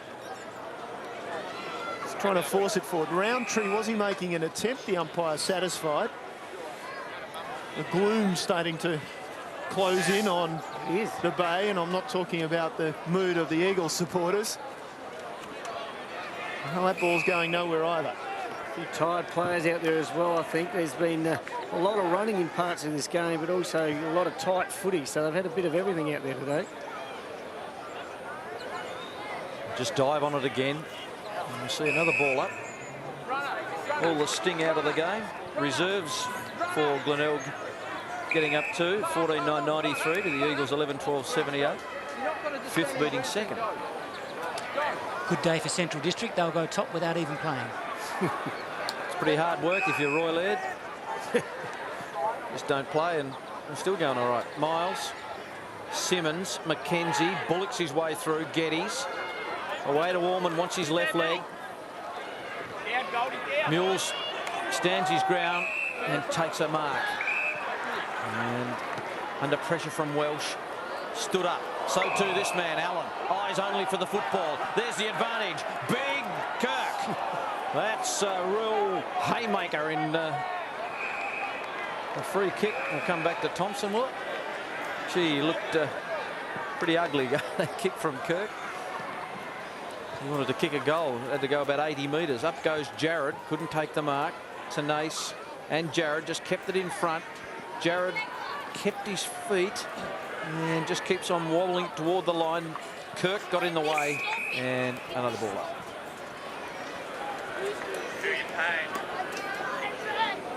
With Jarrett certainly given his best efforts this afternoon. Kirk has tried hard. On occasion he's tried too hard to try and kick that ball. I think Chiggy, just a suggestion that I'm sure he works on all the time, but the drop of the ball is very inconsistent, isn't it? Yeah, that's Kirky, as we've mentioned on numerous occasions. He can do the most brilliant thing, but he can also be a little bit inconsistent. Tenace, he hasn't wanted for possession this afternoon, has he? He's been very, very good. 30 touches has just ticked over. Might earn some McGarry medal votes, you'd think, out of this match. Hine just getting to the front. Ball evades the ruckman, Lewis. And then Allman just drives it inside half forward. Treby comes late. Ball forced forward. Thompson did pretty well. Now Treby got the hand pass out. Willoughby crashed in, wasn't high. Umpire thought not, but the second time he did reward Josh Willoughby. And he plied his trade for 3 years on the list at the Sydney Swans, and they know all about this sort of contested play. And now we have a little bit of negative gearing. There you go, new term. I like it. You've got to give a little bit in order to gain something. Mind you, it can all go horribly wrong, like it did on that occasion. They put themselves under pressure, the Bays. Sheep was over before he got the hand pass out. Close it off, Michael. 28.5 minutes gone. Glenelg well on top. All over like a cheap suit. There's the Glenelg faithful up on the hill. The snouts Ball knocked down by Heinges. Welsh went in, copped an errant elbow. Siren. It's all over. Glenelg have beaten the Eagles. Glenelg were 5th before today. The Eagles on top. And it's been an outstanding performance. They were red hot for the contest. 18-14, 122 to the Eagles. 12-11, 83. And that will gladden the heart of all Glenelg supporters because they played a wonderful brand of running football today, Chiggy. They certainly did. We had a bit of everything in today's game where it was first quarter was very open flowing footy, attacking from both teams, which was great to watch. Then it really tightened up throughout the second and third quarter. And then we see Glenelg be able to break it open late in that third and then continue it in the last. As we know, the Eagles were pretty depleted from their forward line in particular, and Glenelg took advantage of that. And I think a few of their players got back into some pretty good form. Josh Carr, one of the better players on the ground this afternoon, picking up 26 possessions and 7 marks. He was underneath the packs, but he was able to find space as well, and a lot of AFL experience in those legs of Josh Carr, and he used it all to gain some high value this afternoon, and he's talking to Mark Soderstrom at ground level. Well, Josh, given it was a very tight, I suppose, first 2.5 quarters, you were able to crack it open. Yeah, look, it was a pretty solid effort, especially the first half. We were sort of both going at it, and then, you know, we were pretty disappointed after last week being belted by Norwood, so it was good to see all the boys come out and have a crack, and then, you know, we broke them open in the third quarter. You were smack bang in the middle of it in the centre of the ground there. Pretty much split, I think, for both those quarters too to start with until you got that space. Yeah, look, it was pretty tight in there. All the stoppages were it was pretty hard to get some free ball, and you just had to, you know, make a bit of a battle between both sides, and like I said, we worked hard and we come away with a good win. I know you spent a lot of your time during the week with the AFL there, but coming and seeing the boys sitting where they were after, I suppose, an indifferent start to the season, very important game today, wasn't it? Yeah, it was. It was. They're a great bunch of guys, and I enjoy coming back playing with them. And look, like I said, we're really disappointed last week, and I know the boys are pretty driven, and I know where they want to go and we want to go, and it's good. It's good to be a part of it. Josh, personally for you, it's just a matter of getting more and more quality football into the stick in front of Mark Williams. Yeah. Oh, look, you know, if I get a chance, you know, I've got to make the most of it. But like I said, I do enjoy being here as well, so I've got to enjoy my football wherever it is. Congratulations, mate. Great effort today for you and the team. Thanks, mate.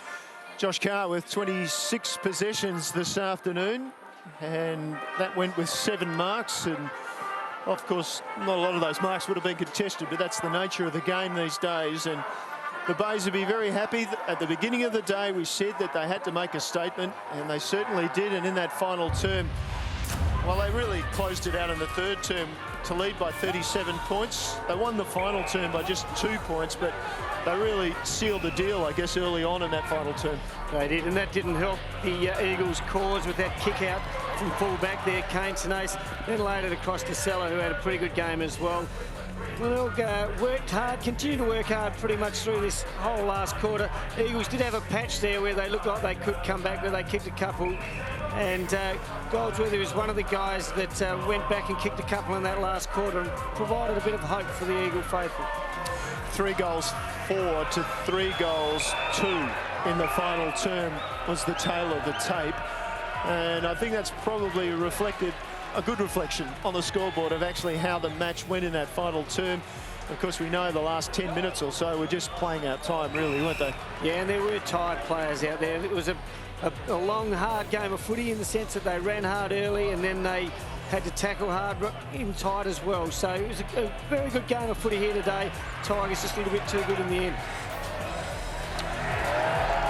They were indeed, as we look through the quarter by quarters, and it was the Bays at every change, although they were certainly challenged by the Eagles, and there were 10 lead changes in the opening quarter.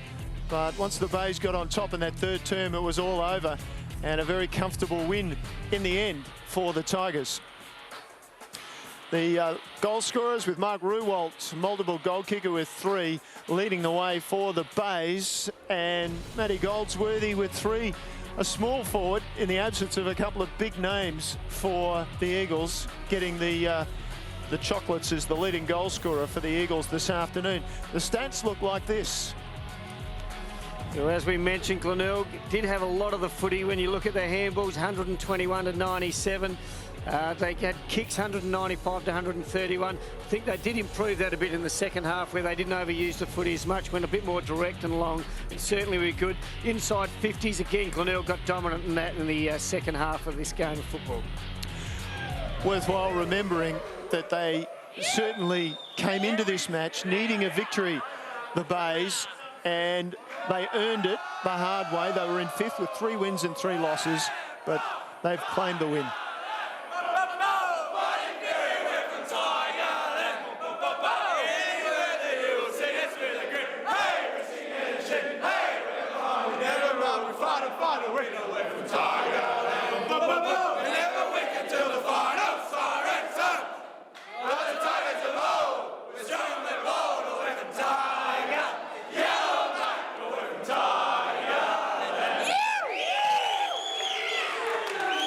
Tigers happy with what for them I think was a credibility builder in the competition this year. They had 3 wins, 3 losses coming to this game. There were questions about them, but certainly that victory has put them back up in the upper echelon of the SANFL.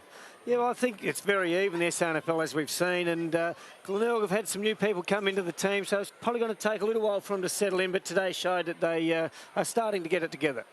One of the players we watched this afternoon with interest, because he can do some amazing things, but also he makes us laugh on occasion, Mark Ruwalt. He's certainly very determined, and we'll see, I'm sure, among these highlights, an amazing goal. Yeah, and that was some of that hard work we talked about. There it is, that nice little snap that he had there. He had a couple of those today. He's just one of those live wires up forward, and that's probably where he's really dangerous, when he gets it quick on the boot like that.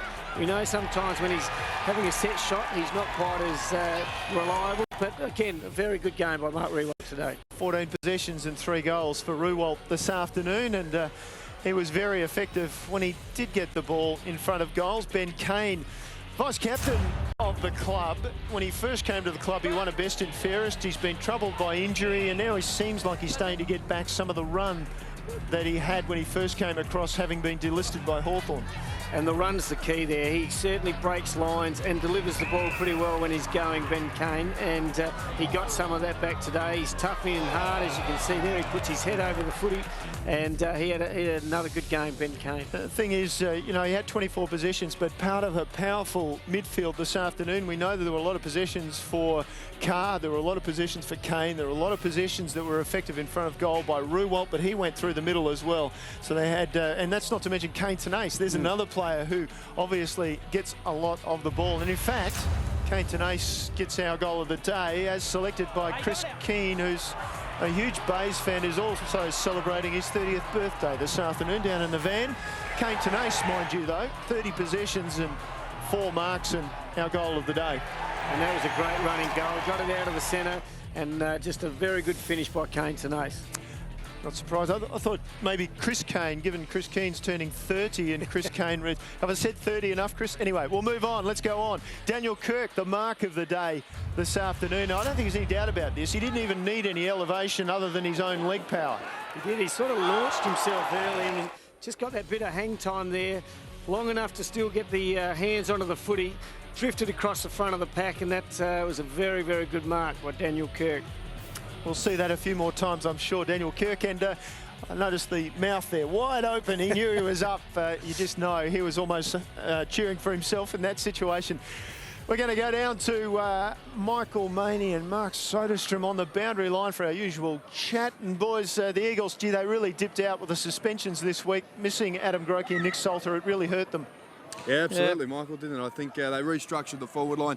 Stuart Hill looked good. He had his moments where he led well and kicked a couple of goals, but certainly given the fact that Grokey, Schultz and Salter were all a part of that group there last week, it did make it tougher, but I think we saw a fair bit of Scotty Welsh early on that looked good too. Yeah, I think that Scott Welsh has probably had that whole forward line to himself, and then even sort of pushed up and let Hill sort of play in that deep forward. So I think that that's probably one of Welsh's attributes, that he can be so flexible and do that. But I think Hill's a good player. I think he's got plenty to offer. Now with Salter out of the side, we saw last week he got done for that bump here. We'll have a look at this now. I'm not sure about this one, Michael. I think barely late at all, so I reckon the hit was okay, and certainly shoulder to shoulder. So I think that Nick Salter, when we have a look at this, would be very disappointed. We have a look here. I think perhaps he's a little in the air, but committed. So very stiff, I would have thought, to get the 1 week. I just think that is one of the most ridiculous reports I've ever seen. That is just absolutely ridiculous. I think that he's hit him at the point of the shoulder. If that had been somebody who was about 2 stone heavier and bulky, he'd have just brushed himself off and said, well, gee, that hurt, and moved on. Just because George Thring, only a slightly built bloke, I think that's ridiculous. Well, the whisper we got, Michael, out of the tribunal was Salter was told it wasn't late and it wasn't high. It was just very hard. Well, now, that doesn't make sense if it's a fair and that bump, makes it stupid. That's what we were told. Well, he said it was somewhat high, but George Thring was high, wasn't he, after he got hit? Chiggy, your thoughts? You're an ex-player. Well, you've played the game. It's a tough game. Well, Michael, I'm a small man too, and I think you've got to protect the little fellas. But no, it certainly looked like a fair bump to me, but it was certainly a hard bump. And that's what we like seeing in footy, big, hard collisions like that. So a little bit stiff, I think, there, Salter. Now, look, another interesting thing that's happened during the week down at South Adelaide, Dylan Williams deciding to walk out on the club. Now, he was dropped to reserves and ultimately decided that he would move away from the club. Now, Michael, you had some very controversial words to say just then about that report. What do you think of this situation? Oh, look, that's disappointing, Dylan Williams. I think that when you've got to be really close to the club to be able to know exactly what's happened there. But I just think you've got to, if you're from the outside looking in, I think you've just got to dust yourself off and say, well, look, I've been dealt that blow. I'm not the first player that's been dropped ever and who didn't think he should be dropped. I think you just get back on with it. But full credit to Ron Fuller. He's not going to take any of that sort of caper, and see you later. Well, Michael, I know that South Adelaide had some question marks around Dylan's attitude, and although disappointed that he's left the club, decided to go, they said they don't feel it's going to affect the outcome of their season at all, really. No, I wouldn't think so, but disappointing because Dylan Williams, good player, and I think that they could do with him in that side. What's it like, Sodas, changing clubs? I wouldn't know what you're talking about. Well, I think sometimes you might want to change for whatever reasons you have there. So we don't know about Dylan changing clubs. We just know that he's not going to play anymore. I think he's put in I suppose, a request to go and play some local football in South, playing hardball. But Chig knows, well, Chig doesn't know leaving, but Chig, you know, sometimes you got to go to other clubs and just see what's happening. Well, never did it myself, Sabre. I know you're an expert at it, but, you know, obviously... And welcome kindly by yourself, too, to the Bay Oval, Chiggy, back in '96. We had to install a few more mirrors down the change rooms, but we certainly loved having sodas down here as well. But I think Michael hit the nail on the head there with Ronnie Fuller. He's certainly bringing a real professionalism down to the club, and a hardness has probably been missing at South Adelaide. So, you know, and the results they're starting to show this year, it's going to pay dividends. There's no doubt about that. And if we look overall at the competition, look, we just know it's such an even competition, and Ronnie Fuller has certainly shown that, you know, he's going to have a competitive side out there, and if you're competitive, you never know. You're going to get over the line, and if you get over the line enough times, you might even sneak it for a finals appearance. It's a little bit too much, I think, for the Panthers to ask this season, but certainly they have improved. They certainly have improved, and it's so close this year, you never know. Absolutely. Sodas, you've been joined by Mark Micken, who's kindly joined us from the rooms. I certainly have, Mark. You took the boys into the room straight after the game. I suppose a bit of persistence in the first half, but certainly got the chockies. Yeah, I think we didn't really get our execution right in the first half, but we certainly got our endeavour right. You know, our effort was really what we wanted to see, and we saw that. And then, you know, the Eagles really came at us in that second quarter, and it was good to be able to, you know, hold that and then have a good second half. You know, that was really important for us. Consistency has been a little bit tough to come by throughout the year so far. Is that really what you're looking for today, that four-quarter effort? Yeah, absolutely. You know, we just wanted to make sure that we got our competitive instinct back, and we really had an appetite for the contest. And, you know, as the game went on, I thought we executed a little bit better as well. 4-3 now, so in terms of your wins and losses, it puts you in a nice spot. Yeah, well, better than it was, but, you know, it's such a tight competition, and on any given week, anyone seems to be able to win. So you just got to be on your game every week. You got to head south next week. Yeah, well, they've shown that they, you know, can mix it with the best of them, and you know, we just got to make sure that we're on our game. Well, Mark, well done today. Good to see the Tigers back playing some terrific football. Back to you, boys. Thanks, mate.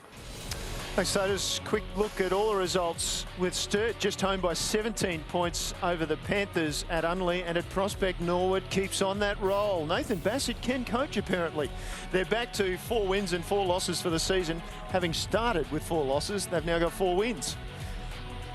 Absolutely amazing. 25 points the margin there in Centrals with the bye. Of course, this afternoon. Well, we look forward to next week. North Adelaide playing West Adelaide. In many ways, for both clubs, so important if they want to make the finals this season. Absolutely. North have had a very bad month. They really need to get back on track. So, and Westies, we've seen, are a very competitive team this year, and they're good. So that's going to be an absolute belter of a game. Centrals and the Eagles, another interesting clash. Panthers and Glenelg down there at Noarlunga, and then Sturt taking on Port at Unley. That'll be a very interesting match as well. Norwood has the bye after a wonderful month of football by the Redlegs. It was a wonderful display of football by the Tigers this afternoon. The man beside me is very, very happy. We hope you enjoyed the match. We'll see you next week.